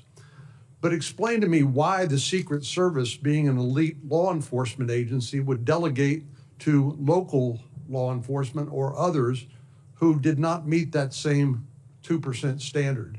In other words, isn't that something that Secret Service should have covered as opposed to delegating it to local law enforcement? So, Senator, again, this is where I went back to earlier when I said it was a failure to challenge our assumptions. We assumed that the state and locals had it. By no means do I want to diminish the commitment, and I'm sure you agree. State and local law enforcement do their jobs every day and protect the communities that you represent. No doubt about it. So I think what we made an assumption that there was going to be uniformed presence out there, that there would be sufficient eyes to cover that there was going to be counter sniper teams in the AGR building. And I can assure you that we're not going to make that mistake again. Moving forward, I've directed our Office of Protective Operations that when our counter snipers are up, their counter snipers are up and they're on the roof as well. And we do this all the time with our colleagues in the New York City Police Department when we cover the United Nations General Assembly. And so that is our TTP moving forward. Director Rowe, I would just submit to you that those assumptions can be lethal.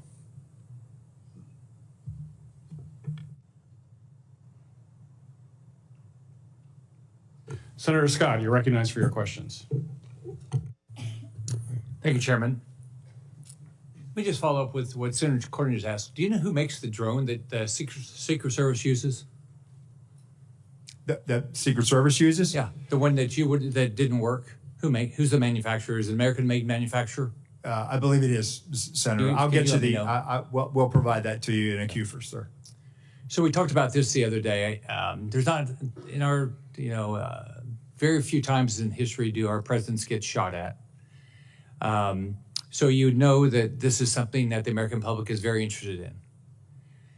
So as Senator Johnson said, there's a lot of questions being asked. I was at church Sunday and 3 people came up to me and asked me if there was a second shooter.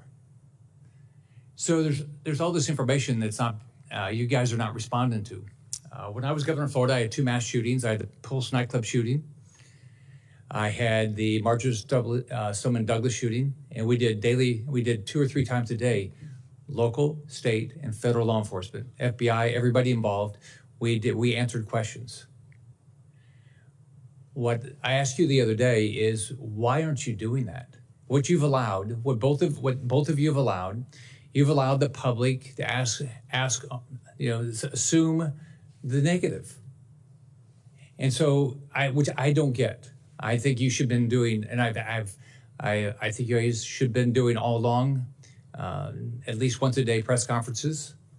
I think that you've got to tell the public what's going on. Having a hearing is really nice, but how often are we going to do this?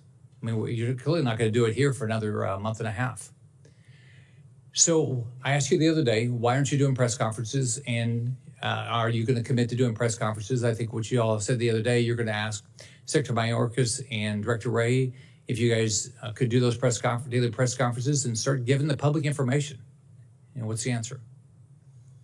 So, Senator, that's why, one, I'm here today. I'm here today to provide information and answer those questions.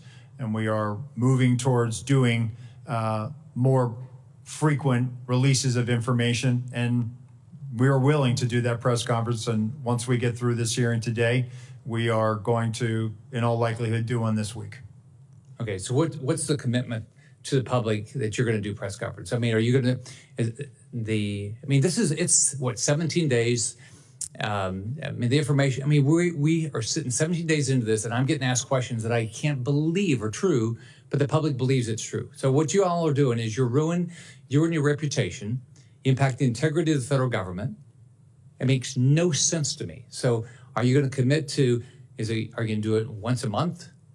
I mean, both, and the FBI, the same thing, not just you. What did Director Ray say? Did he say you couldn't do it?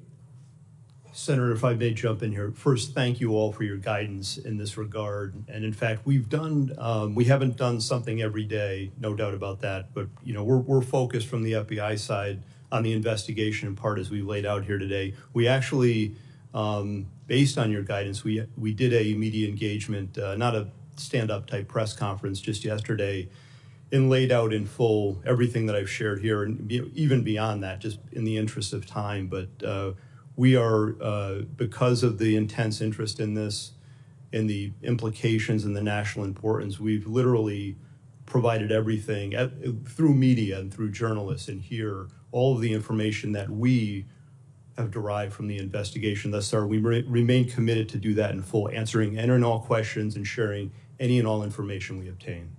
Do you guys realize the value of going in front of the press and answering all their questions? I mean, you realize that if you don't do it that way, everything gets filtered. You get to put out all the information, and you should be providing.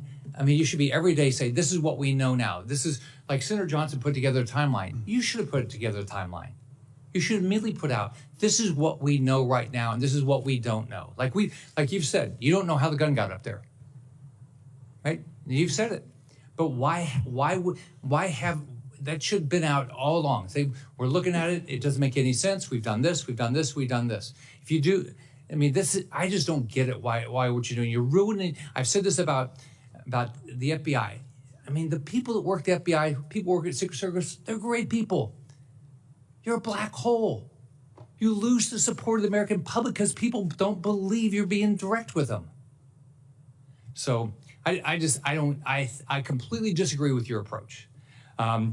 I just want to finish. I've got like everybody else. I said I did a letter July 18th.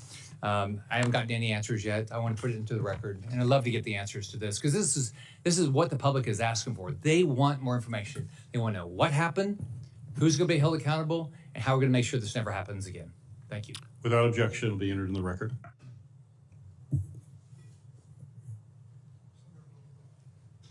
Thanks, Mr. Chairman. Thank you for being here to both of you, and more important, thank you for your professional dedication, your personal bravery, and your devotion to the ideals of law enforcement. I know for both of you this moment is a painful one, and Acting Director Rowe, I've heard you speak in a private setting very emotionally and passionately about the need to take responsibility and take action that will assure accountability. And I know that you share a commitment, along with Director Abate, to full public disclosure to the maximum extent possible. We can make speeches at you, and I've made one myself in that private setting about the need for broader, fuller disclosure to the public, not just in press conferences, but in the course of your investigation about what you know and feel you can disclose without compromising your investigation. Let me ask you, last week, Senator Peters and Paul, along with Senator Johnson and myself, sent requests to both of your agencies to produce documents. We've only received a handful so far. Can you commit to when we can expect those documents? We will get them to you as quickly as we can, Senator. Well, can we expect them this week? We will work to meet that deadline, sir. And when can we expect all the communications, the text messages that agents have sent to each other? Eventually, all of it is going to come out, as you know. When can we expect all of those documents? We will gather them up and get them to you, Senator. You, I think, took the position as to the local law enforcement responsible for the shooter on the roof, the snipers that were in place, that it was their job to take him out. But ultimately, doesn't the buck stop with the Secret Service? It stops with us, sir, but let me just clarify. The perspective that they had on that roof, when I show you the perspective from what our sniper saw, he's on the downside of that ridged roof. Their perspective from the AGR building, looking out, their area of responsibility, looking left, they should have been able to see. You can see in that photo in Exhibit A, which we will make part of the record and turn over to the committee. He's already crossed over that bridge or the walkway and stepped up onto that roof. I'm not saying that they should have neutralized him, but if they'd have just held their post and looked left, maybe, and there's a lot of maybes there, Senator. A lot of maybes, but somebody needs to be held accountable. And I think Senator Graham hit the nail on the head. We need to know who specifically was responsible for doing what. Who was responsible for saying to former President Trump, "Sir, it's not safe to go out there yet"? Who was responsible for making sure that those local law enforcement were doing their job? Who was responsible for tracking down that suspicious person who fit the profile? 10 to 25 years old, young male. The FBI has warned us about it year after year after year. Director Wray has come before us and said, the threat is from domestic extremism.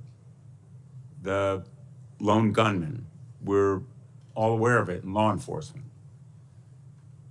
So I think we need individual accountability here, and people need to be held responsible, in fact, lose their jobs, if necessary, to send a message that this massive intelligence and surveillance failure, as well as the enforcement failure, cries out for accountability. Let me just ask, in the short time I have left, what is the nature of the Iran threat?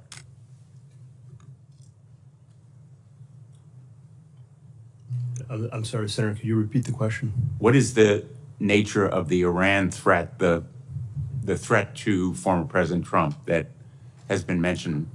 But we know that, let me be clear here, the terrorist regime of Iran have been targeting people, our country, for many, many years now. We've talked about that here before. I want to be clear about that. From the FBI standpoint, we know publicly they've targeted former President Trump. They've called for his assassination along with other current and former government officials. That's public information. It's well known to everyone. A specific or imminent threat on July 13th? We have no information that there are any co-conspirators, or that foreign or domestic, including Iran, related to this. But we're not, I want to be clear, we have no evidence of that. We're not ruling anything out. We're looking into all possibilities and leaving our minds open to that. Was that on the minds of the Secret Service on July 13th, that there might be some threat from Iran? Sir, we, as Deputy Director Abate just said, we're aware of the public sentiment and statements of the government of Iran to do harm to Donald J. Trump, and we use a threat-based model.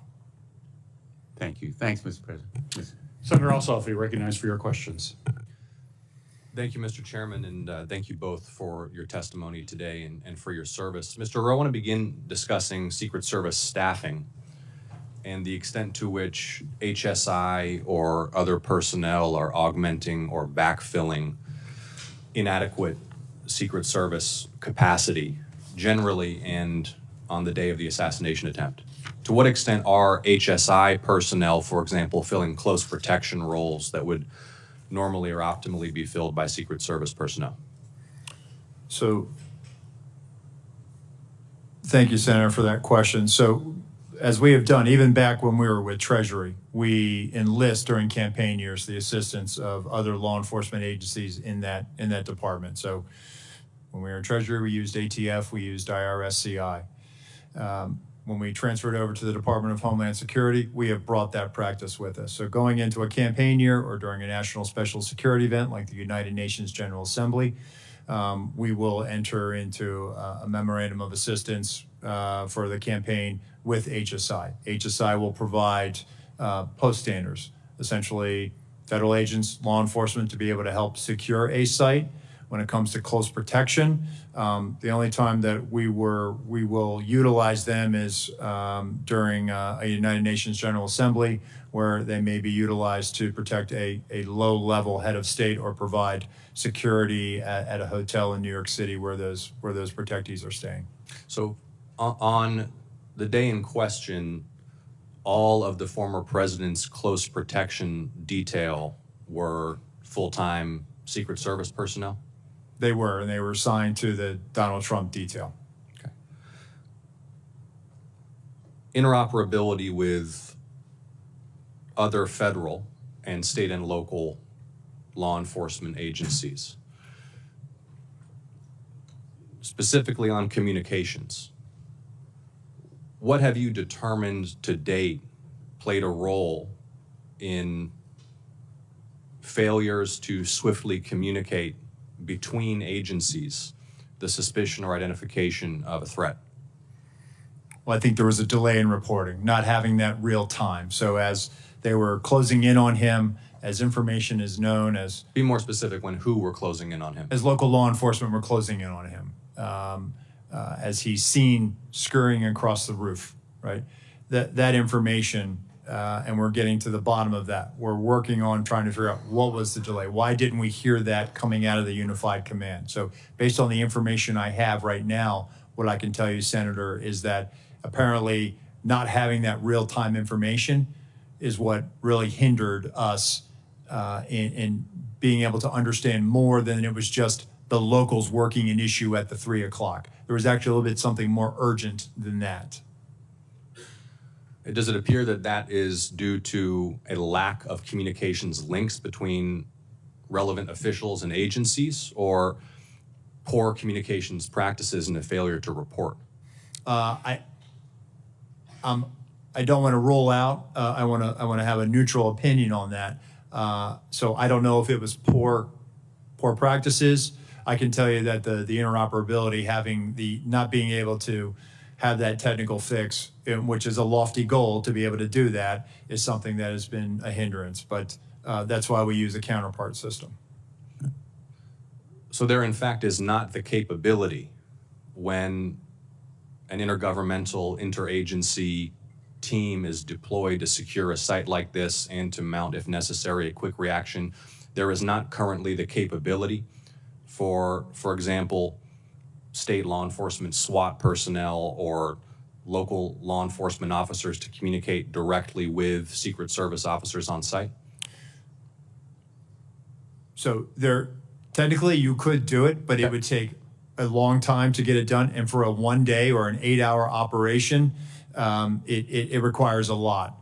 And it would be months of planning, of knowing that we are going to go to this particular jurisdiction and that we're going to need your frequencies, the keys, and we're going to need to load you into our radios, and you're going to be needed to load it into ours, and vice versa. Right. Well, this presents potentially, I think, an opportunity for the Homeland Security Committee. I mean, not just in an executive protection context, but any complex incident response, any counterterrorism, any natural disaster context. The inability swiftly to link personnel from disparate jurisdictions at the local, state, and federal level is a vulnerability for the nation, is it not?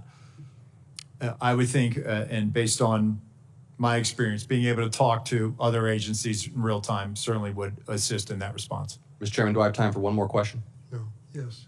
Thank you. I know others have touched on this.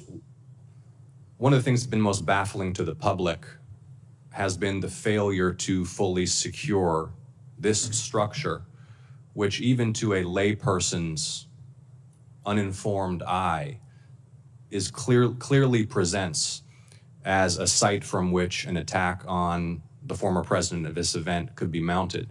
And it had particular characteristics that made it even more of potential value to an attacker. Just walk us through one more time. Is there not an established doctrine or practice or checklist by which such sites are assessed for threat and determine whether or not to be within or without of the security perimeter? So, Senator, controlling high ground is something that is a must for us whenever we go into a location. Yeah. Well, I know we're all eager for more information on why that task was not completed in this case. Thank you for your testimony. Thank you, Senator Ossoff. Senator Lee. Why was President Trump allowed to take the stage at 6:02 p.m., exactly 17 minutes after multiple suspicious person reports were provided, complete with photos and information suggesting that the assailant had a rangefinder, something that ordinary people don't use in this kind of circumstance? Senator, again, it was suspicion, not weapon, or there was never communication of that there was an individual with a gun or threat or other bad intentions. How many suspicious person reports did you receive that day? I'll get back to you on the exact number, but there were other individuals that came to the attention of law enforcement that day. Would President Biden ever be allowed on stage under similar circumstances with an unresolved set of multiple suspicious person reports provided, including indicating that there was a rangefinder involved? Senator, I can tell you that a suspicious person on the outer perimeter with local law enforcement attempting to locate would happen, but I would need more information as far as whether or not we would allow the president to go on or off. Again, for us, it comes down to weapon, a potential threat. Is the individual carrying an IED? Is there a weapon? Is there some other factor that now ramps up our attention to let's hold off on this? If there were 8 shell casings found next to the assailant's body, but he was neutralized after the first shot, where did those other shots come from? Where did the other shots go? As far as the assailant's shooting? Yes. So did the assailant get out 8 shots, or were those shell casings left from the day before? Where did they come from? The shooter, Senator, we believe fired 8 rounds. We had the shooting reconstruction team go out there for a period of days and collect all that. So we have bullet holes, bullet fragmentation, all taken back, and we're still putting together the trajectory and ballistic analysis, although we do have fragments of the bullets, and bullets have been collected in the distance from the shooter's weapon. Gotcha.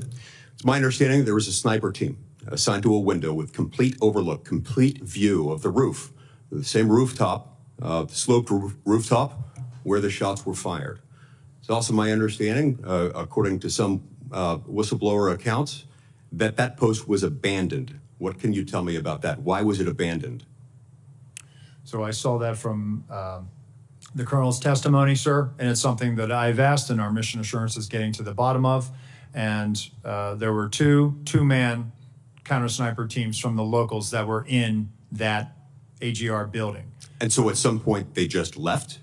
That I don't have an answer for you on that, Senator, but it seems to me that if even one of them left, there should have been remaining some additional eyes left in that building. Yeah, that seems like something that maybe should be one of the very first questions you address. I'm actually surprised that you don't know that already, and I'd ask that you submit to us in writing what you learn as soon as you learn it. Will you commit to that? Yes, sir. What can you tell me about, let me just state this way. Multiple requests were made by Trump's protective detail and by Trump's campaign team to the Secret Service for additional resources. I'm told that those were denied. And as I recall, the Secret Service spokesperson initially denied that such requests were made and denied. Why not tell the truth from the outset? What were they trying to do there? So, Senator, I don't think there was any intention to mislead. Seems like a pretty material fact, doesn't it? I saw that report. Go ahead, Senator. Will you commit to me that you will submit to us in writing what requests were made, by whom, and to whom, and when they were denied? I will, sir. Okay. Look, at the end of the day, we're looking at a situation in which, at a minimum, people knew that this guy had a gun at least 2 minutes before the shooting happened. I want to know what you can tell me about what happened during that final 2-minute period, where a whole bunch of people in the crowd saw and were shouting, "He's got a gun." During that 2-minute period, perhaps at the beginning of it, the local police started to climb the rooftop, and there was at least 30 seconds after which local police were able to personally observe the shooter with a gun, had the gun pointed at him. What happened during that time period, and why on earth was President Trump not removed from the stage at that moment? So again, Senator, the reason why President Trump was not removed was, again, we did not have anything more than locals working an issue at the 3 o'clock. Wasn't determined as to whether or not it was the same individual or not, and there was no report of the same individual as what? The same suspicious individual. Right, but we've left the category of suspicious individual at that point. You've got a guy with a gun on a rooftop 136 yards away from the stage. You know that he's got a gun at that point. What happened during that time period that did not result in President Trump, his protective detail being notified of that, and him immediately being removed from the situation? Senator, what I will say, and then I'll turn it over to Deputy Director Abate. No information regarding a weapon on the roof was ever passed to our personnel. How is that even possible? Do you want to comment to that? Senator, again, I believe that information, and this is probably something my colleague can expound on, information that was in law enforcement, local law enforcement channels, but did not cross over and make it to Secret Service awareness. Senator, just to clarify the timeline, so the individual was first seen by law enforcement on the roof at about 6:08. We're still working to perfect the timeline based on the radio comms and all that. It wasn't until at 6:11:03 seconds, the officer saw him and called out his arm. That was the first sighting where he had the rifle on the roof, and then he... And that was relayed to the Secret Service Command Center at that My point. understanding is no, Secret Service, it was not relayed to them. It's a narrower time frame, though. It's probably about maybe up to half a minute between the time he's seen with the rifle and when the shots are fired. But there's still time. At that point, if there were an open channel of communication in which they were able to tell him, he's got a gun, take him out. You could still take President Trump off the stage. You could have him duck. You could have the shooter neutralized. Do you not have a channel of communication by which they can say, gun, take him out? So again, Senator, that information stayed in local channels and did not make it over to Secret Service. Did they not consider that relevant? You're saying that the local police didn't consider that relevant enough to pass along to the Secret Service? Sir, I think that they were in the midst of dealing with a very critical situation, and they articulated that over the radio, as I understand it. However, it was never relayed over to us. Thank you, Senator Lee. Senator Hawley. Thank you, Mr. Chairman. Director Rowe, can you put your first poster, your first demonstrative back up? Please put A up, please. Let's make sure everybody can see it. This is the photograph, I believe, that you took, your team took of the roof, the AGR roof. Yeah, that's the one. Okay, so from this vantage point, as the law enforcement who are in those windows, as they look left, they should be able to see the shooter clearly there on the AGR second floor roof. My question is, why is there not a Secret Service counter sniper on that roof? So, Senator, we're when we post up, our methodology is to look at things that can see in on our protectees, so that they can provide that coverage. But why is there not a Secret Service counter sniper there with clear line of sight? That roof has a clear line of sight to the former president. Why didn't you put a Secret Service counter sniper there? The Secret Service's counter sniper role is to neutralize those threats that are looking in on us from where the protectee is, not necessarily You think maybe you might want to revise that protocol in light of what happened here? They were protecting the principal, and I think the principal got shot. I understand that, sir. So do you think you might want to revise the protocol? Let me ask you this. Who was the lead site agent who made the decision to leave the AGR building completely outside of the security perimeter? Who was that? Senator, I cannot give you that name. This person is operational. They're still doing investigations. They're still doing protective visits. Have they been relieved of duty? Senator, they have not been relieved of duty. I know their name, by the way. Why have they not been relieved of duty? They are still cooperating, not only being interviewed by the FBI, but also by our Office of Professional Responsibility. And we will let the facts of the mission assurance and any further investigations play out. Isn't the fact that a former president was shot, that a good American is dead, that other Americans were critically wounded, isn't that enough mission failure for you to say that the person who decided that that building should not be in the security perimeter probably ought to be stepped down? Senator, I think you're using the word decided, and I think we need to allow the investigation play out to include. Who did make the decision then? If it wasn't the lead site agent, who made the decision not to put that in the security perimeter? Senator, you're zeroing in on one particular agent. I want to find out exactly what was the entire decision process. So I think I want to be neutral and make sure that we get to the bottom of it and interview everybody in order to determine if there was more than one person who perhaps exercised bad judgment. Well, sure. My question is, why don't you relieve everybody of duty who made bad judgment? So yeah, you're right. I am zeroing in on somebody. I'm trying to find somebody who's accountable here. And you're telling me that the person who made the decision not to include this in the perimeter has not been relieved of duty. What about the person who's in charge of the interoperability of radio frequencies between local law enforcement and Secret Service? Has that person been relieved of duty? No, Senator, because interoperability is a challenge, is a greater challenge than just one person. On that day, we had a counterpart system.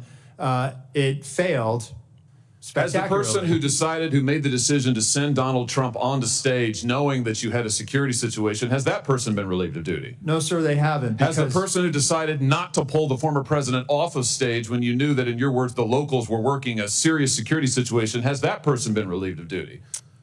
No, sir. Again, I refer you back to my original answer that we are investigating this through a mission assurance. And as opposed to zeroing in on one, what more do you need to investigate to know exactly what the decision-making process was? What more do you need to investigate to know that there were critical enough failures that some individuals ought to be held accountable? I mean, what more do you need to know? What I need to know is exactly what happened, and I need my investigators to do their job. And I cannot. A lot of people didn't do their jobs. I cannot put my thumb on the scale. Otherwise, what do you mean put your thumb on the scale? You're asking me, Senator, to completely make a rush to judgment about somebody failing. I acknowledge this was a failure of the Secret Service. Is it not prima facie that somebody has failed? A former president was shot. Sir, this could have been our Texas school book depository. I have lost sleep over that for the last 17 days, then just like you have. Somebody to hold them accountable. I will tell you, Senator, that I will not rush to judgment, that people will be held accountable, and I will do so with integrity and not rush to judgment and put people unfairly persecuted. Unfairly persecuted? Unfairly, people sir. Who are we dead. have to be able to have a proper investigation into this, Senator. You said earlier that you've got to make sure that your protocols are followed, and unless there's a protocol violation, people wouldn't be disciplined. I would just say to you, I don't really care that much about your protocols. I think if your protocols don't provide for the fact that when a former president is shot, when an American is killed, when other rally goers, innocent people who just showed up on the day, when they are shot at and critically wounded, if that isn't a protocol violation prima facie, you should revise your protocols.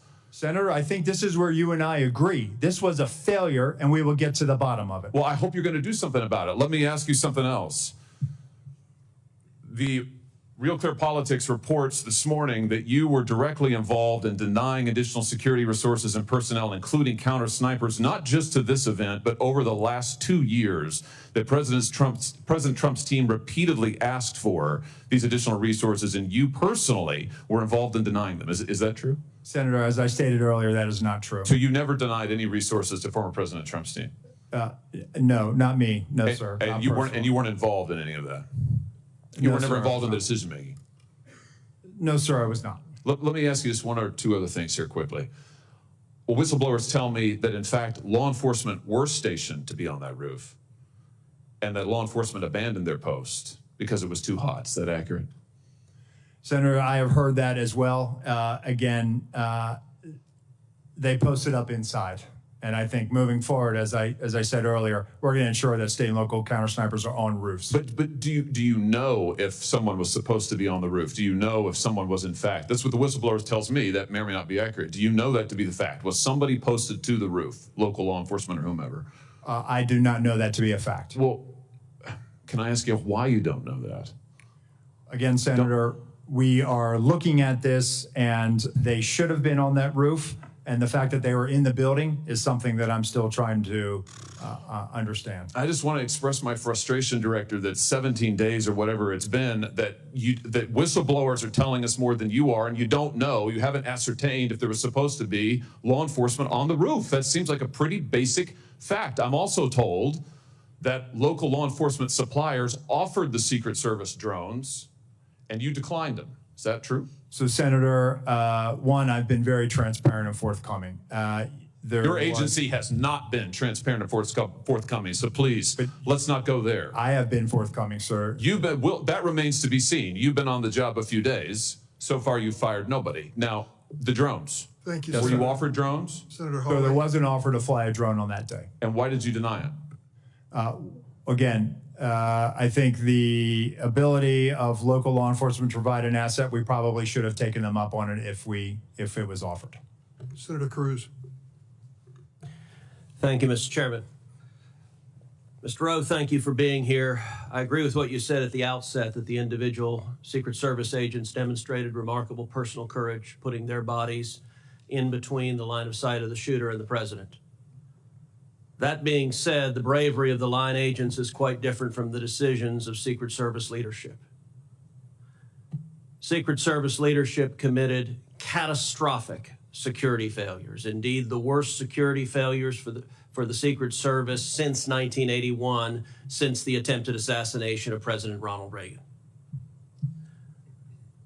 It is incumbent upon this committee to determine why those security failures happened.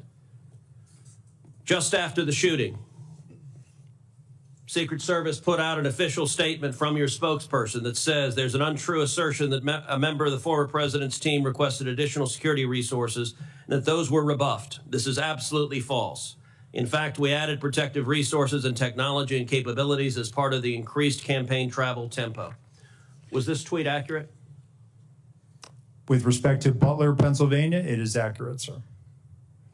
It is accurate that the Trump team had not asked for additional security and had not been rebuffed.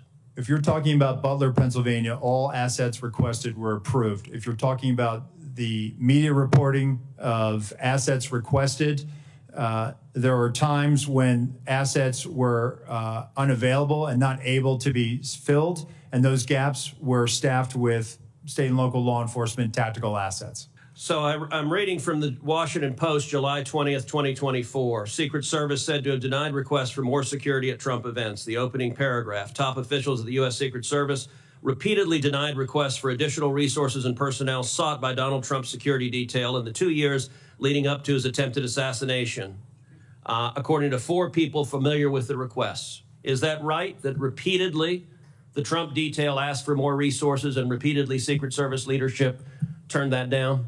That is not accurate, Senator. Assets are requested. There's a process that is made. And how many requests did the Trump team or the Trump detail ask for? I can get you that number in a queue. You don't know now. So I can speak to the ones that were reported in the Washington Post, and we can go through them if you like. But you don't know how many requests there were. In general, how many requests since 2021 that the former Trump detail has made a request for assets? You've had 2 weeks. You had a spokesperson put something out that is false on its face. By the way, did you approve this statement when it went out?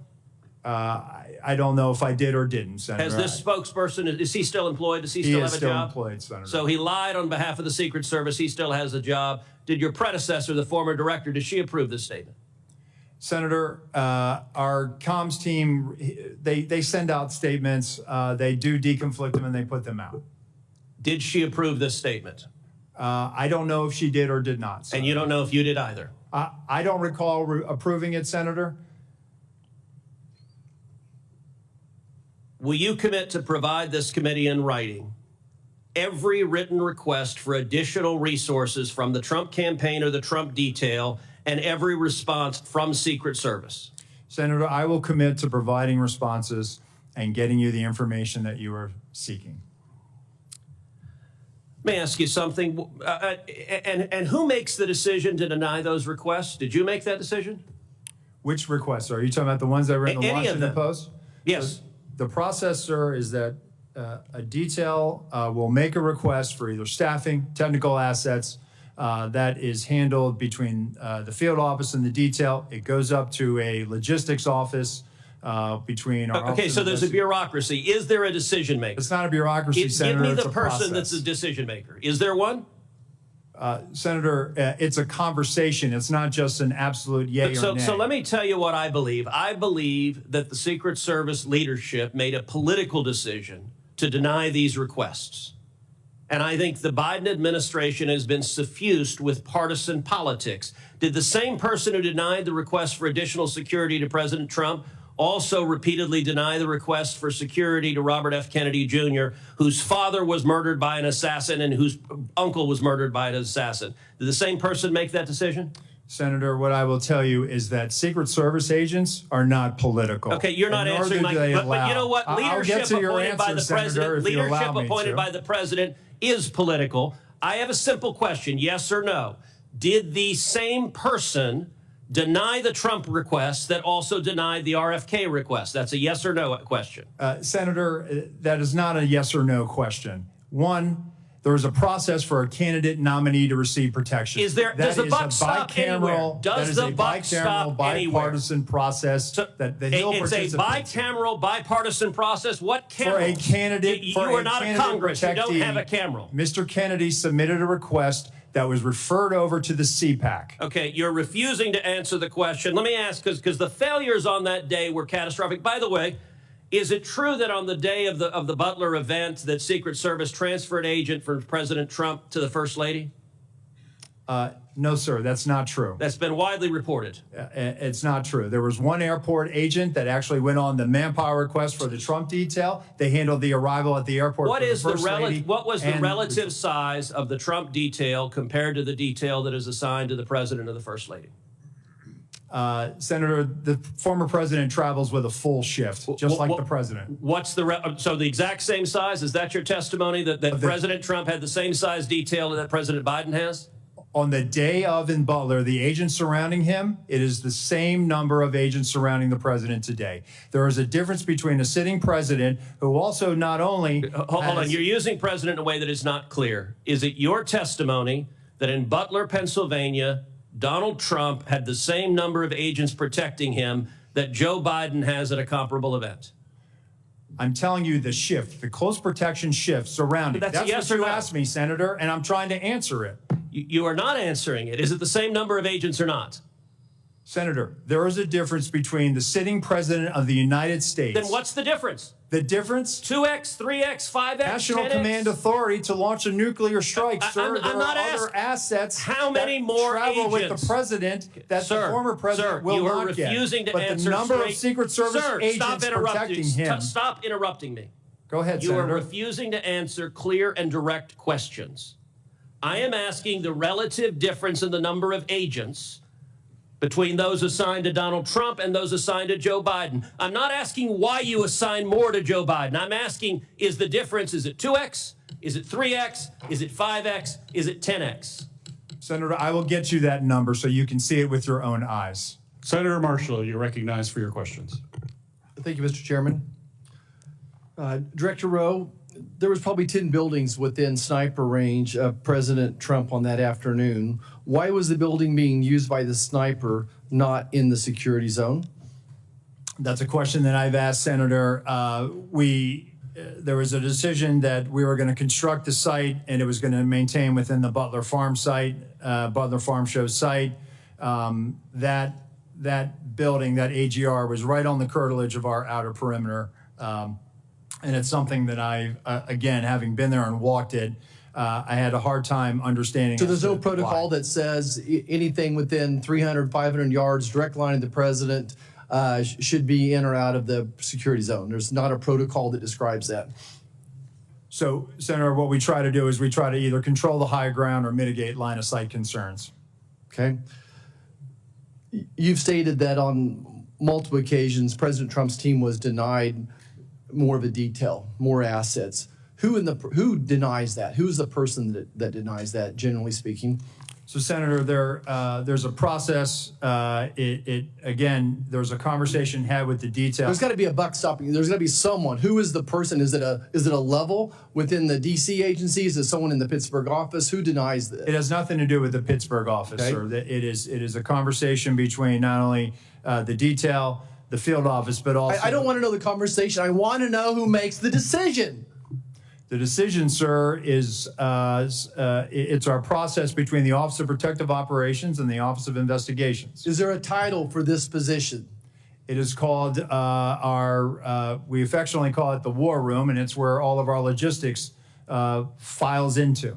So it's a room that makes the decision. It is a staffing and assignments officer. Okay. Is the Secret Service required to do a briefing with all entities of law enforcement involved in the event of the days leading up to the event and the day of the event? We do a police meeting, sir, where we start the initial So it's required. process. Is it required? Is it part of your standard operating procedure? The police meeting is what initiates the advance, and that is what is required. Was this meeting held on that day? The police meeting took place on the days prior to that. Do you have documents of that meeting was actually happened? If we do, sir, I will get them to you. But you're saying that it did not happen on the day of the event. So I think what you're referring to is a briefing that the state and locals would have done with themselves. We did a briefing with our own folks. They briefed. When did you? Did your people meet with local law enforcement the day of the assassination attempt? Yes. Okay, and you realize that the local law enforcement says no, that meeting never happened, and that's why we need to get these people in to talk to us, and this is why the FBI needs to be speaking up sooner than later and say that meeting did or didn't happen. Surely there's some type of documentation of that meeting one way or the other.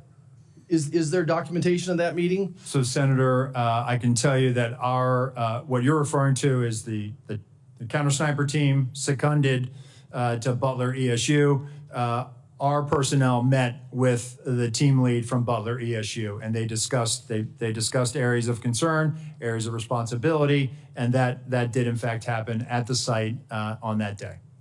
Director, I think you would agree with me that there were multiple individual and institutional failures the day of this assassination attempt. You have a $3 billion budget. You're still 2,000 employees short. And in 2022, the Secret Service had a 48% departure rate. That tells me you either have a cultural problem or just gross incompetence. Which one is it? So, Senator, I would challenge that 48% departure rate. Let me get you some statistics that we have. It is not 48%. But go back to the multiple failures that we saw on an individual basis as long as systemic. I think it proves that there's either incompetence or some type of a cultural problem within the SS. So, Senator, I know you're not calling our workforce incompetent, and I know we do not have a cultural problem. If anything, we are dedicated to making sure that we don't have mission failure. And let me get you the hiring numbers that we have, because I think you will actually see that, no, we've actually done very well fairly recently with trying to make sure that we have the numbers that we need. Of course, we need more people. Everybody does. But let me get you those numbers, and I think let your own eyes Would you see. also disagree with me when it's reported that almost 50% of the rank and file officers don't trust leadership within the Secret Service? Senator, I think it's the right of every worker to talk bad about their boss. Thank you. I yield back. Senator Hirona, you're recognized for your questions. Thank you, Mr. Chairman. Clearly, there is a lot that the Secret Service has to answer for in this stunning security failure. But I do want to follow up on Mr. Abate's testimony that an online profile of the shooter may have been found, and you said it contains anti-Semitic and anti-immigrant postings. Can you elaborate? Have you found anything further in the shooter's profile? Senator, this was just discovered, as I mentioned, and it's being closely analyzed right now. We need to verify that it is, in fact, that it belonged to the now deceased shooter and that he made these comments. So that's why I felt it important in the interest of transparency to share that here, but add the caveat that we still have a lot of work to do, which we're working on quickly to determine that. It's of importance, I think, because if it is, in fact, the shooter that posted these comments, it's the first real indication where he's expressing what are described as extremist views and talking about political violence. I take it that once you determine that it was in fact the shooter who posted these kinds of comments, that you will let the public know as well as this committee?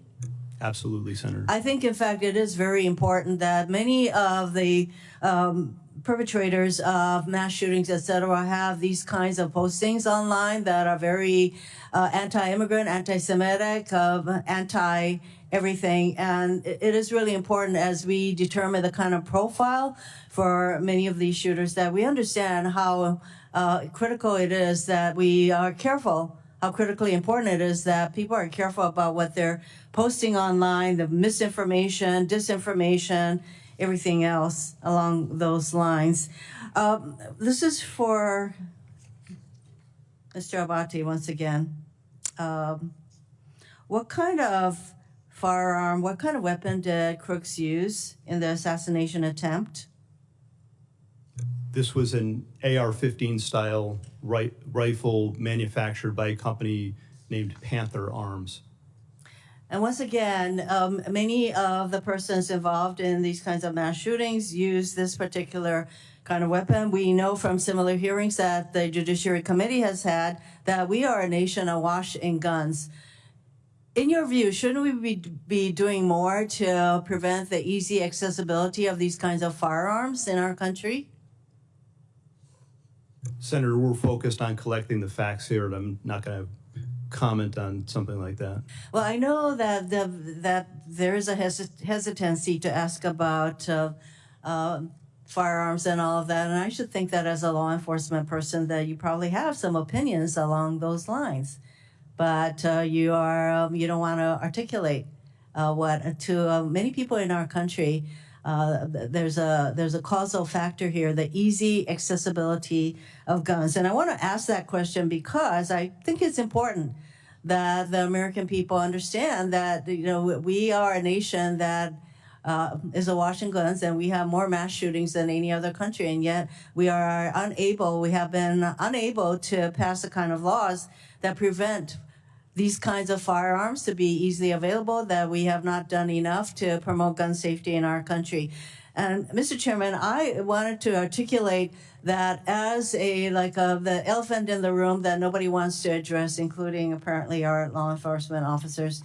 I am disappointed in that, but obviously we have work to do to create a much safer environment and to prevent persons who have these kinds of ideological perspectives and who are, I would say, who have these kinds of profiles to have such easy accessibility to the kind of firearms that can cause mass death and destruction. Thank you, Mr. Chairman. Senator Langford, recognized for your questions. Chairman, thank you. Thank you to both of you for the testimony today.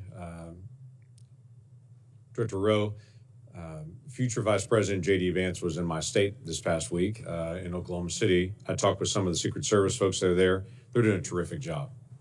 I got a chance to be able to thank them personally for the tasks they're doing, and I know the Oklahoma folks in Secret Service, and they're very dedicated, incredibly sharp people on that team. So I know this is a challenge to all Secret Service. This is something every Secret Service agent wakes up every single day and wants to avoid. So please continue to be able to pass on our gratitude for the work they do every single day and for what's happening out there. I appreciate that. Mr. Abate, I want to ask you about some of the interviews that have happened. Y'all have done more than 400 interviews at this point. For the counter sniper team that was local law enforcement that was on the second floor overlooking that rooftop, have they been interviewed at this point? Yes, Senator, I believe that each of them have been interviewed. Do you know offhand if they were at their post at that time, able to look across that? They were at that post at sometimes, do we know they were at that post at 6:08 to 6:11? My understanding, and I want to be fair, I have not read the reports directly, but I've been briefed on some of it. They were at times during the time frame we're talking about here on post within the AGR building. And I do believe, but I would want to confirm this at some point, one or more did venture out in an effort to locate and isolate the. We understand from the timeline that they were also looking for this individual that was suspicious, that they had left that post to be able to try to look for him on the ground at different points to try to be able to see if they could get a different perspective. What we're trying to figure out is during that time period that he actually climbed on the roof, assembled a firearm or took a firearm with him or picked one up, whatever it might have been there, that they were able to actually see him if they were able to look left, as been acknowledged in the photos that are up there. Senator, I don't know the exact timing and the movements of each officer that was out there, but what I would derive from it is they were all focused on locating the shooter, right, the suspicious person at the time. And then, as we've all seen, the one officer attempted to get on the roof directly. There were efforts going on in those final minutes, right, on the video to try to get to this person. We've got one officer being boosted up by another officer, yes, to look up on the roof because people on the ground had said there's someone up there and they have a gun that's crawling on that roof. And so they climbed up to be able to see it. He turned around with a rifle. He came down. And then at that point, he gets on the local radio that he has and says there's someone on the roof with a gun. Is that correct? Yes, Senator, I believe that that's accurate. So what's the rest of the radio communication? We've heard that first call in. We know it's about 30 seconds from the time he called in till the actual first shot rang out. What else was discussed on the radio during that 30-second time period? Senator, we have the radio communications. The local radio communications were recorded and captured, and we do have that as part of the investigation. The key points to me, that local officer communicating that he sees the individuals, he's armed, that's at about 6:11 in some seconds, I think it's 3 seconds, and then he identifies it as a long gun at about 6:11 and 11 seconds. And the shots, which all happen quickly together, I believe happen within probably 30 seconds. So we're talking about over the radio because there's a command center there Yes. where all radios, including the local, are all being listened to try to be able to review. There's a statement that has the word gun in it that's coming out across the radio. We only know that first communication. We don't know what came back and forth on that. We'd like to get transcripts of that conversation that was done in local law enforcement. But coming into that command center, there's also the word gun coming through one of the radio frequencies. I would think that would be communicated pretty quickly to everybody across the spectrum. 30 seconds is not long, but that's an NFL play plus a huddle plus the next play. I mean, that's quite a bit of time still to be able to respond. When Secret Service moved to be able to protect the president once the first shots were fired, within 2 seconds, they're gathered around him. So trying to be able to figure out where the word gun got lost in radio communication here and what else was said.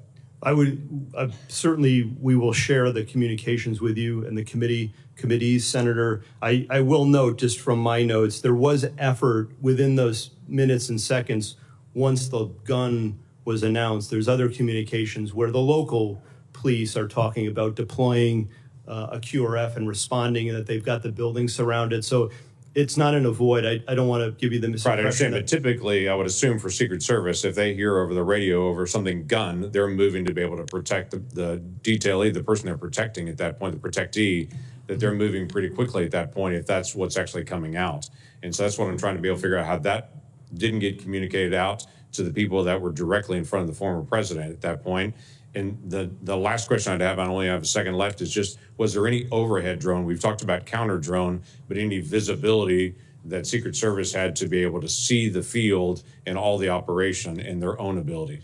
No, sir. And as was asked by another senator earlier, it appears that there was an offer by a state or local agency to fly a drone on our behalf, and I'm getting to the bottom as to why we turned that down. Okay, thank you. Senator Kennedy, you're recognized for your questions. Thank you, Mr. Chairman. Mr. Abate, am I saying your name right? Yes, Senator, thank you. You are the Deputy Director of the FBI, is that correct? Yes, Senator. Is there any doubt in your mind or in the collective mind of the FBI that President Trump was shot in the ear by a bullet fired by the assassin crooks? Senator, there is absolutely no doubt in the FBI's mind It whether former President Trump was hit with a bullet and wounded in the ear. No doubt, there never has been. Okay. I've been part of this investigation since the very beginning, and that has never been raised. You're sure? Yes. It wasn't a space laser. No. It wasn't a murder hornet. Absolutely not. It wasn't Sasquatch. No, Senator. It was a bullet It was a bullet, Senator. 100%. fired by crooks Yes, sir. that hit President Trump in the ear and almost killed him. 100%, Senator. Okay, glad we cleared that up. I don't want to get off the subject here. Did the FBI just settle 2 lawsuits, one wholly, one in part, in which the FBI agreed to give Peter Strzok $1.2 million and Ms. Lisa Page $800,000? It's my understanding, Senator, that the Department of Justice was involved in that, not the FBI. The FBI had nothing to do with it? There may have been consultation with our general counsel's office, but Does the FBI have to sign off on it? I don't know the answer to that. I don't believe so, but I would want to confirm that. I would like you to, this would be the same Lisa Page who said to Mr. Strzok, quote, Trump's not ever going to become president, right? Right, to which Mr. Strzok said, quote, no, he won't. We will stop it. That's the Peter Strzok and Lisa Page I'm talking about. I need to know if the FBI signed off on this lawsuit. We will on get this that settlement. answer for you, Senator. And then I need to know who signed off on it. Did you sign off on it?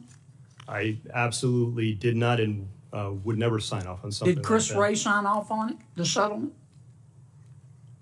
I don't believe he did. Okay. Did any, you don't know what? Nor do I think he would have. You need to let me know who signed off on this, if anyone at the FBI. So it was Merrick Garland who agreed to do this, is that right? I don't, Senator, I do not know. Well, hell, who signed somebody off had on to that. agree to it. I've settled a lawsuit before. The client's got to agree to it. You're the client. Understood. I'm gonna direct in to the Department of Justice to answer All right. those Get questions. me That's- that information if you would. Mr. Rowe, help me understand this. The assassin Crooks fired his first shot, as I understand it, at 6:12 p.m. He was about 150 yards away.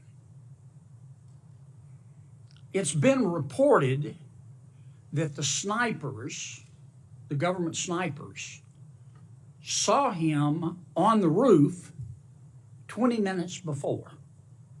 Not 2 minutes, 20 minutes before. Is that correct? Senator, that's first time I'm hearing this. That is not correct based on the information I have right now, sir. Well, when did the FBI snipers see him on the roof?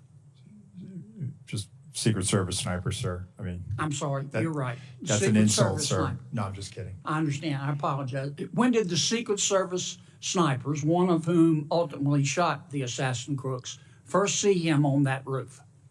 So, sir, immediately upon the shots being fired, our snipers. I know that, but when did they first see him? You got a guy lying on a roof. Yeah. You got snipers in an elevated position. They can look down on the roof. You got the guy lying there with a gun pointed at the former president of the United States. And they shot him. Good for them.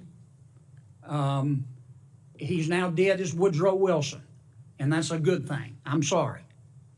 God forgive me, but it's a good thing. But when did the snipers first see him? As soon as he presented himself as a target and a threat to the president, sir.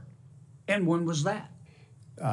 He fires initially a volley. I believe it was 3 shots. No, he fired at 6:12 p.m. Yes, sir. Okay, that's the first shot. So within 15.5 seconds of the Here's first what- shot, he's Here's what neutralized. people are asking. Yes, sir. He was up, Crooks was up there. The snipers at some point saw him Yes, sir. our snipers, because they killed him. Yes, sir. When did they first see him? It has been reported repeatedly that the snipers first saw him 20 minutes before. That's more than a quarter in an NFL football game. Yes, sir. You don't know the answer? So I do know the answer, sir. I'm telling you that. What is the answer? No, When they did not see him. They only They never saw him. No, sir. Well, They did not. how could they not see the guy? How could they not see him? They're in an elevated position. They're checking rooftops. They're looking around. Yes, There's two government snipers. How could they not see him? There he was, big as Dallas, lying there with a gun pointed at the president. How could they not see him? I believe he was obscured by that roof, sir. He did not pop up. The roof is flat with ridges. He's below the line where they would have seen him, sir. There is he did have concealment. I'm not going to say it's cover. He did have concealment, and then ultimately gets into firing position and fires. And within 15.5 seconds of his first shot, he's neutralized. I've gone way over. You gentlemen need to answer these questions. Mr. Deputy Director, get me that information about those lawsuits. Senator Rosen, you recognize for your questions. Thank you, Chair Peters, and Ranking Member Paul for holding this important hearing on the attempted assassination of former President Trump. I am grateful for everyone's service and dedication. However, it's critical that this committee get to the bottom of what happened that day so that we can prevent any future catastrophic security failures and ensure that nothing like this happens again. And so, Director Rowe, given that the event took place in a rural area, we've talked a lot about connectivity issues. Was law enforcement at a disadvantage due to a lack of or limited connectivity? And why has the Secret Service not adopted a dedicated satellite-enabled Wi-Fi connection, which would facilitate integrated communication, enable device connectivity to include drones, and allowing for the sharing of real-time intelligence? So, Senator, thank you for that question. So, based on what I've seen, that radio connectivity, cellular was an issue that day. With respect to the satellite broadband, that is something that I've tasked our CIO, and then we're getting some support from the Department of Homeland Security on. So we will start to leverage whatever asset we have to ensure that connectivity. Well, I can tell you that we have those SEER ratings in Homeland Security, those special event ratings that we have for things like the Super Bowl. We have it a lot in Las Vegas, and they do bring these mobile units to be sure that we have all the dedicated Wi-Fi cell service and integration that is absolutely necessary for securing a huge event. And so I look forward to hearing about that. Thank you. I want to talk a little bit about intelligence for lone wolf actors, because although we have not been made aware of any specific intelligence the Secret Service or others had in the shooter before the event, we do know that we have intel on Iranian threats against the former president. And so again, Acting Director Rowe, could you talk to us about how you utilize intelligence collection as a way of mitigating threats from state actors like Iran compared to what you do, compared to lone wolf actors, what it seems to be like the attempted assassin that we have here in Crooks. And so, and what are the specific challenges with the intelligence collection as a mitigation tool against lone wolf actors versus state actors? So Senator, first let me preface by saying the Secret Service is not a member of the intelligence community. However, we are their biggest consumers of information, and we receive that information regularly, especially as it pertains to our protective mission and the people that we protect. We have embeds with the FBI through their National Joint Terrorism Task Forces. Our agents are basically embeds and are able to not only receive information, but also follow up on investigations that may have a nexus or a direction of interest towards one of our protectees. We have an excellent working relationship with the FBI. We have an excellent working relationship with the intelligence community. We are not collectors. We are consumers of finished analytic products that the intelligence community of the FBI produces. We ingest them, and then we use that to adjust our protective posture. And we do this daily, weekly, all of the time. And it's not only for protective for protectees, but also the events and sites that we protect on a permanent or temporary basis. With respect to largely a lot of the people that come to our attention, in the case of the assailant, you know, to me, as I overlay him over top of, say, John Hinckley, who tried to shoot President Reagan, I see an individual based on the information that I have now, some of the great work that the FBI has done. We have an individual who's a loner. We have an individual who was focused on Donald Trump and Joe Biden. Hinckley traveled the 80 campaign, and we know that he followed President Carter. It just, on March of '81, he happened to show up in Washington, D.C., and he saw an opportunity to try to attack President Reagan. So when it comes to the Secret Service, and 1981 was a watershed moment for us.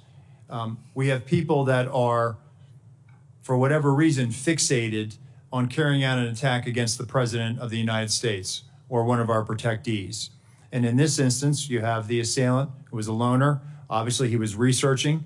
He had researched the Democratic National Convention. He had researched and Googled or used a search engine about the president, the former president. And so I think he had moved towards an idea that he was going to try to do something. And so when I look at this, we don't have a challenge with the FBI or the intelligence community.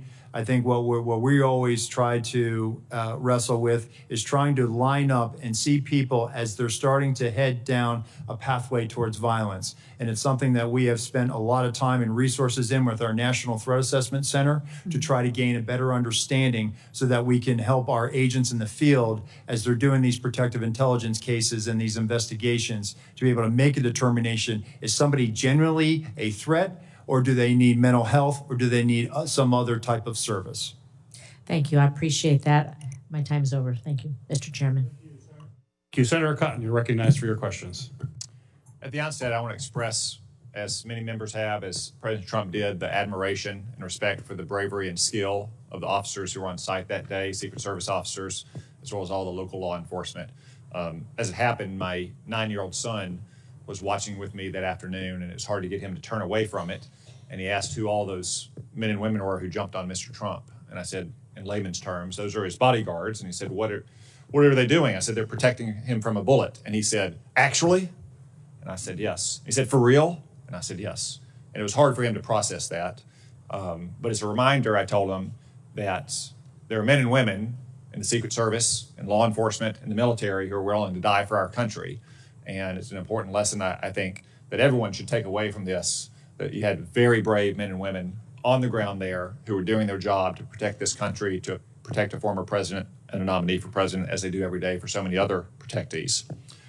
Obviously, there were failures in the planning and preparation for this event. Mr. Rowe, we've heard that the shooter had a golf rangefinder. Was that not on the list of prohibited items at an event like this? Currently, it is not on the list of prohibitive items, but we're going to make that change, Senator. John Kennedy can't get into an LSU football game with a flask. Yeah, I can.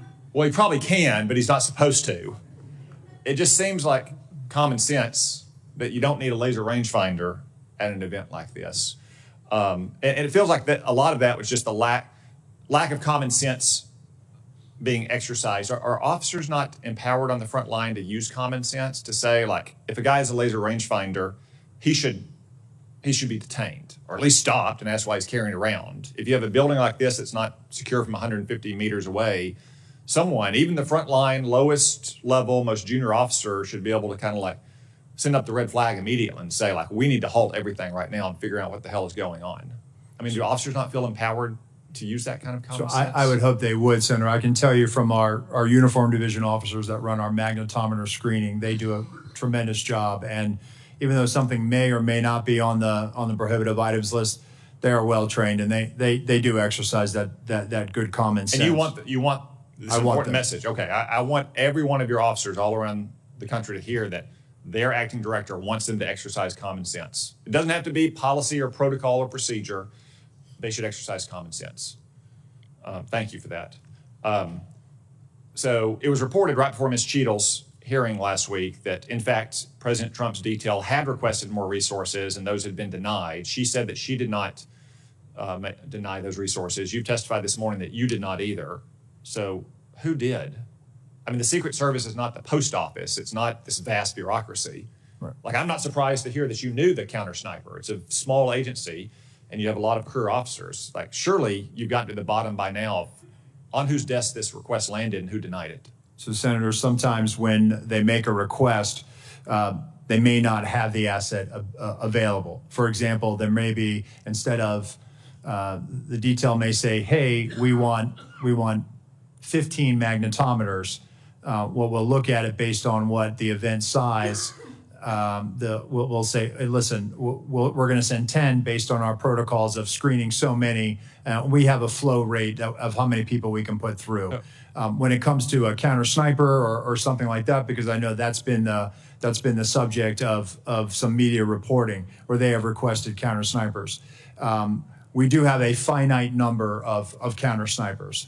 And so what we try to do is if we cannot fill that asset, and that's where we'll say, hey, we can't fill this assignment. However, through the field office, they will use local law enforcement resources. And so in those situations, for example, in the one that has been the subject of a lot of reporting with Pickens, South Carolina, they in fact did use local assets to be able to do that. And there were 3 counter sniper teams.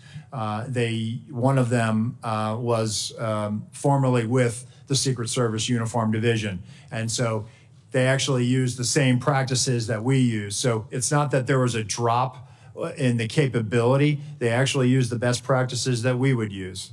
So the asset may be denied by Secret Service between the war room and that conversation with the detail in the field, but that doesn't equate to a vulnerability or a gap. Okay, one final question about the Iran threat. As you know, Iran made credible threats against several former Trump administration officials, many of whom still have government-provided security details to this day. Ms. Cheadle removed Secret Service protection from Robert O'Brien last year.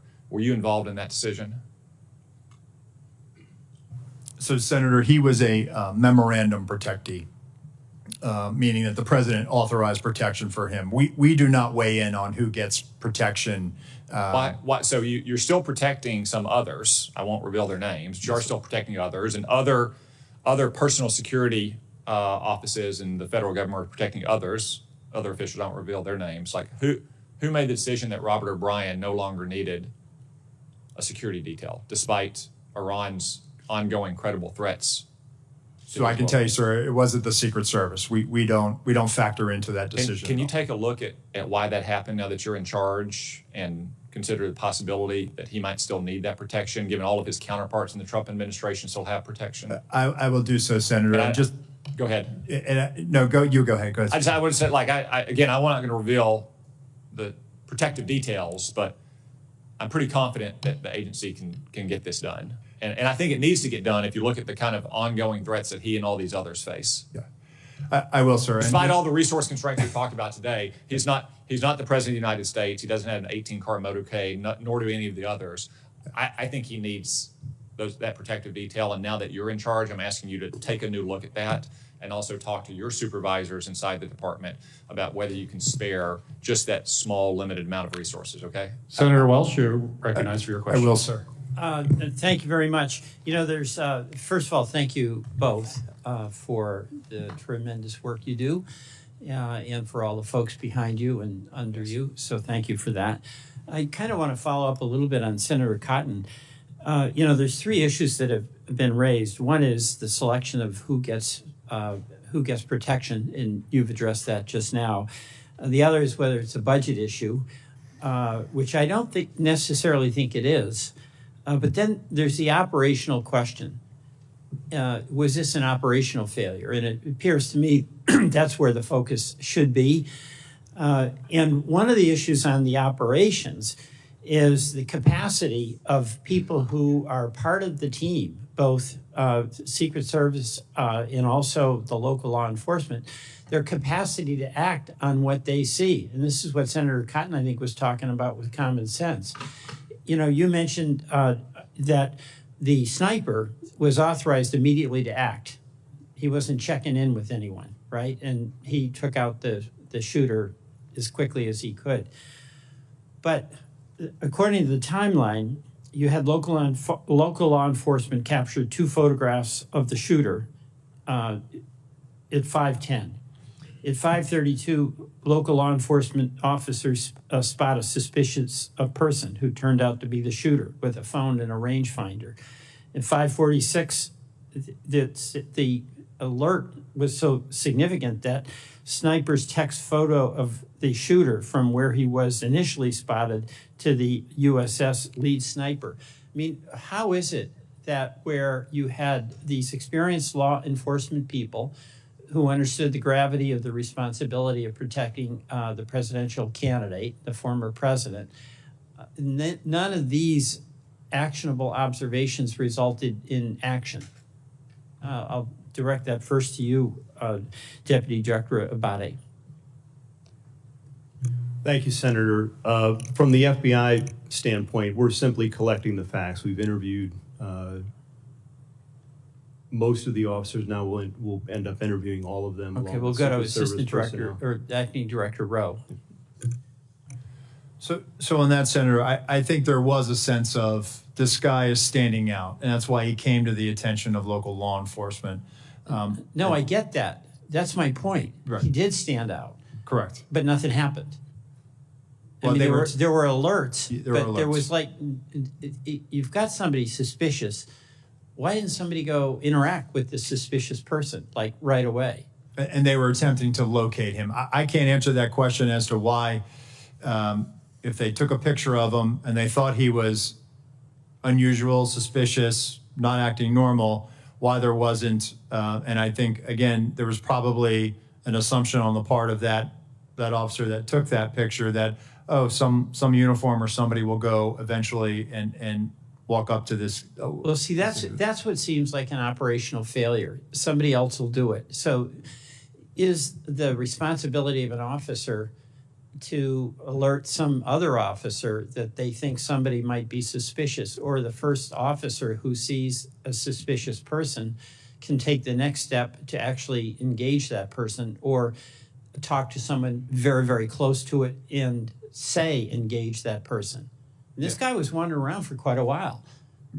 He was. I can't put myself in the mind of that officer. I'm not asking you to do that. I'm asking, this is operationally, how does the process work? Okay, so that is the job of the leaders as opposed to the officers. Are they empowered to act immediately upon the observation of someone who looks very suspicious, particularly when they've got the rangefinder? They were in a place where it really wasn't about seeing the rally. It was, as we see, it was a place where you get a good view of former President Trump.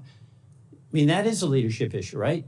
So, Senator, that officer didn't work for me. That was a state and local officer that made that observation, took that picture.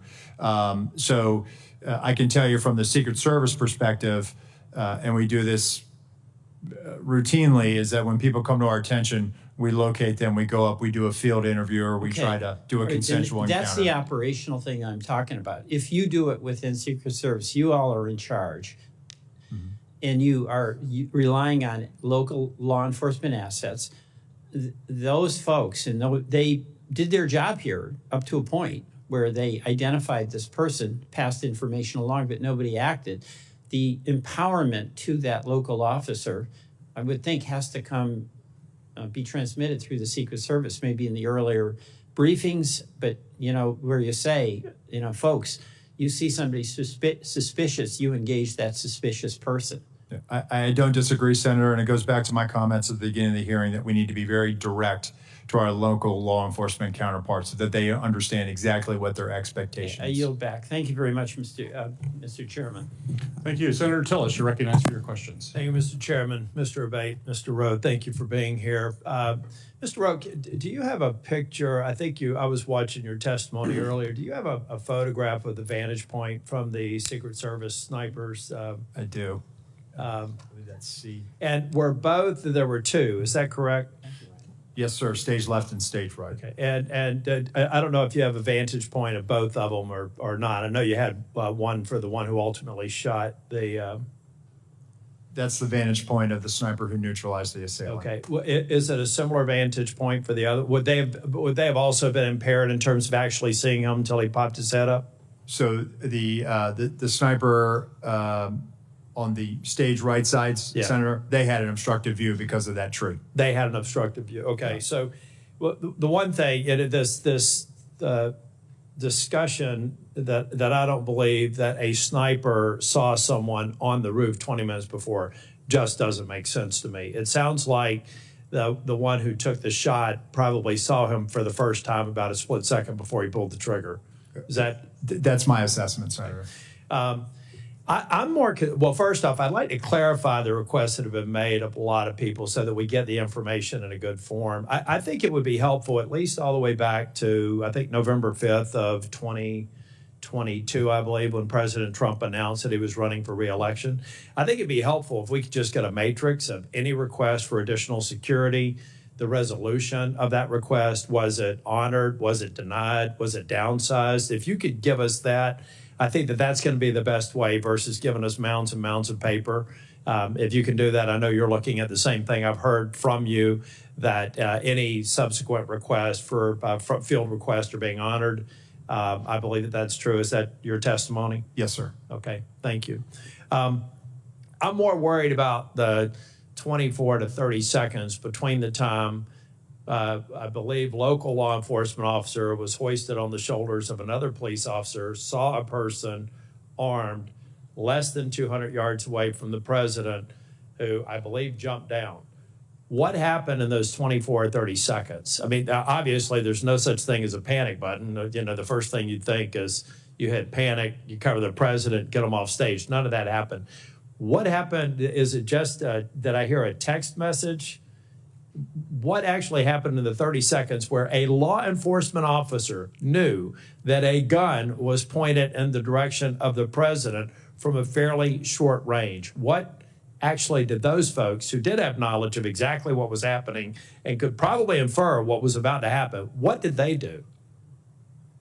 And Mr. Abate or Mr. Rowe, either one, based on your interviews. Thank you, Senator. From the interviews, you know, the officers in the immediate vicinity were operating with urgency at that point to get to this person, but he was on the roof. The officer who had looked over the edge, based on what I've been told, the shooter turned toward him with the rifle. That's what the officer observed. So he was under threat himself in that second. So he had to retreat and step down and get back to the ground in order to protect himself and keep him safe from potential rifle fire. But once he got to the ground, along with the other officers, there were Butler County local officers, Pennsylvania State Police.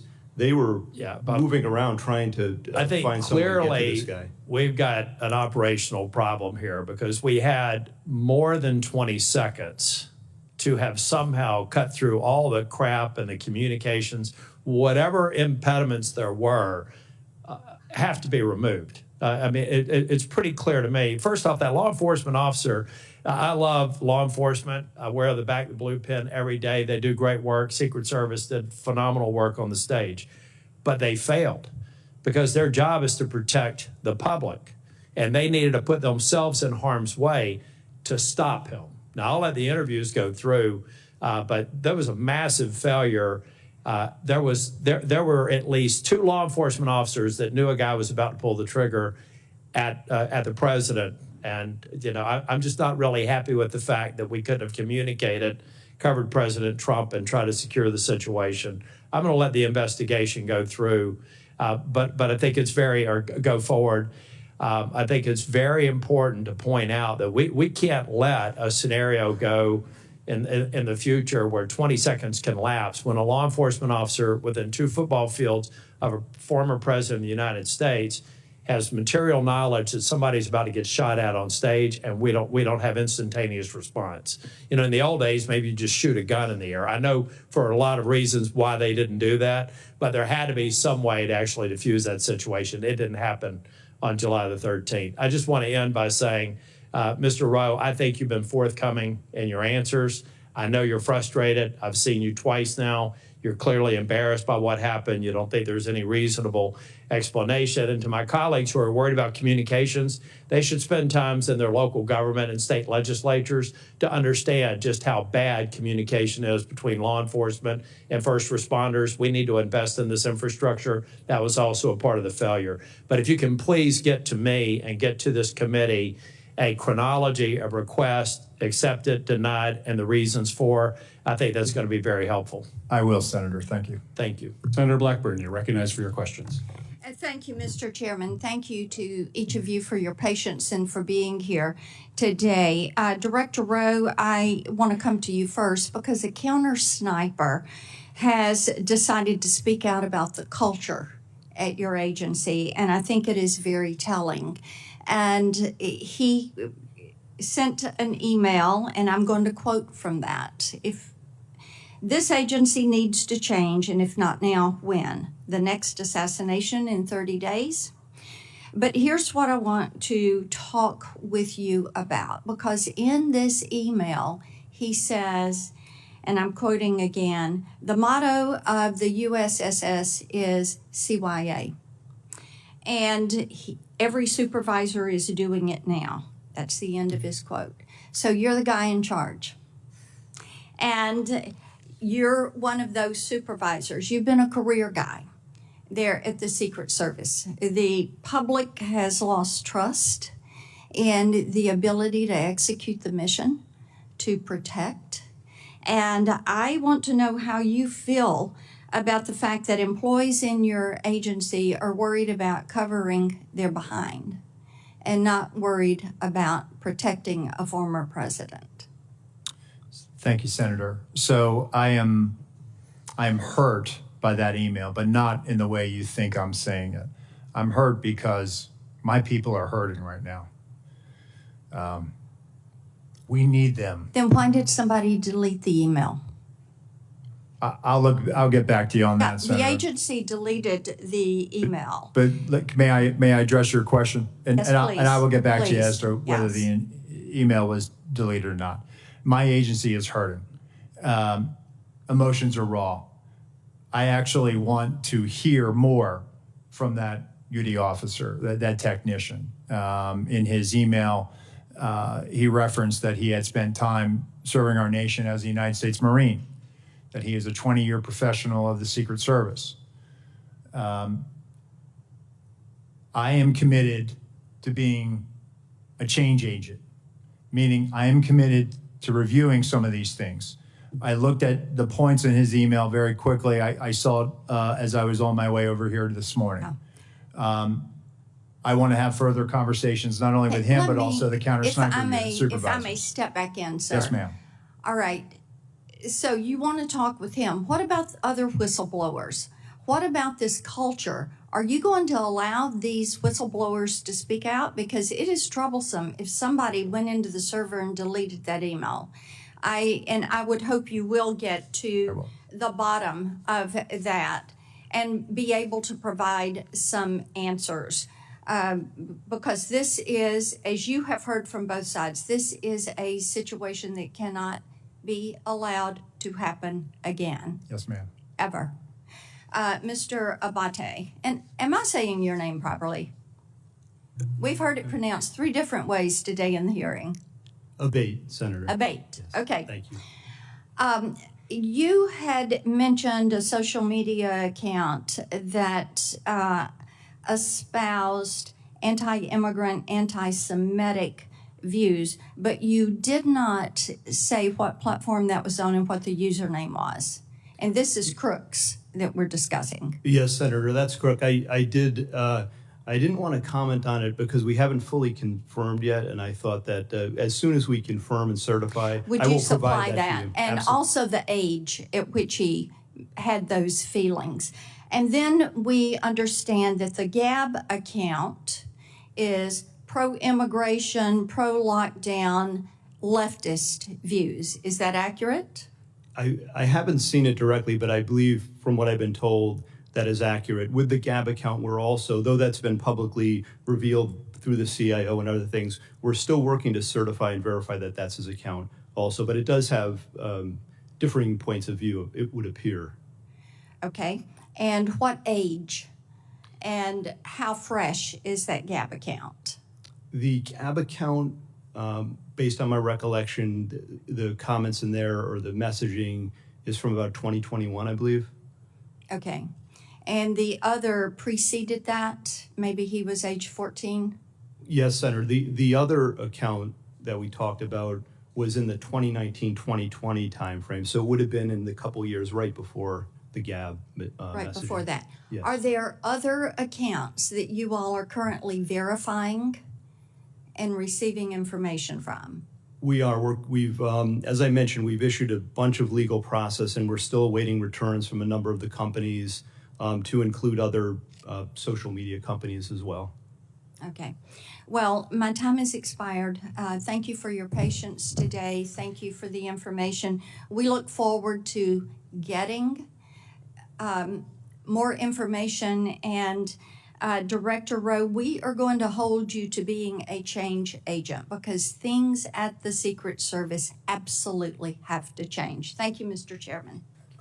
Thank you, and I want to thank our witnesses for your testimony here today. Certainly what happened on July 13th could and should have been prevented from what I have heard today.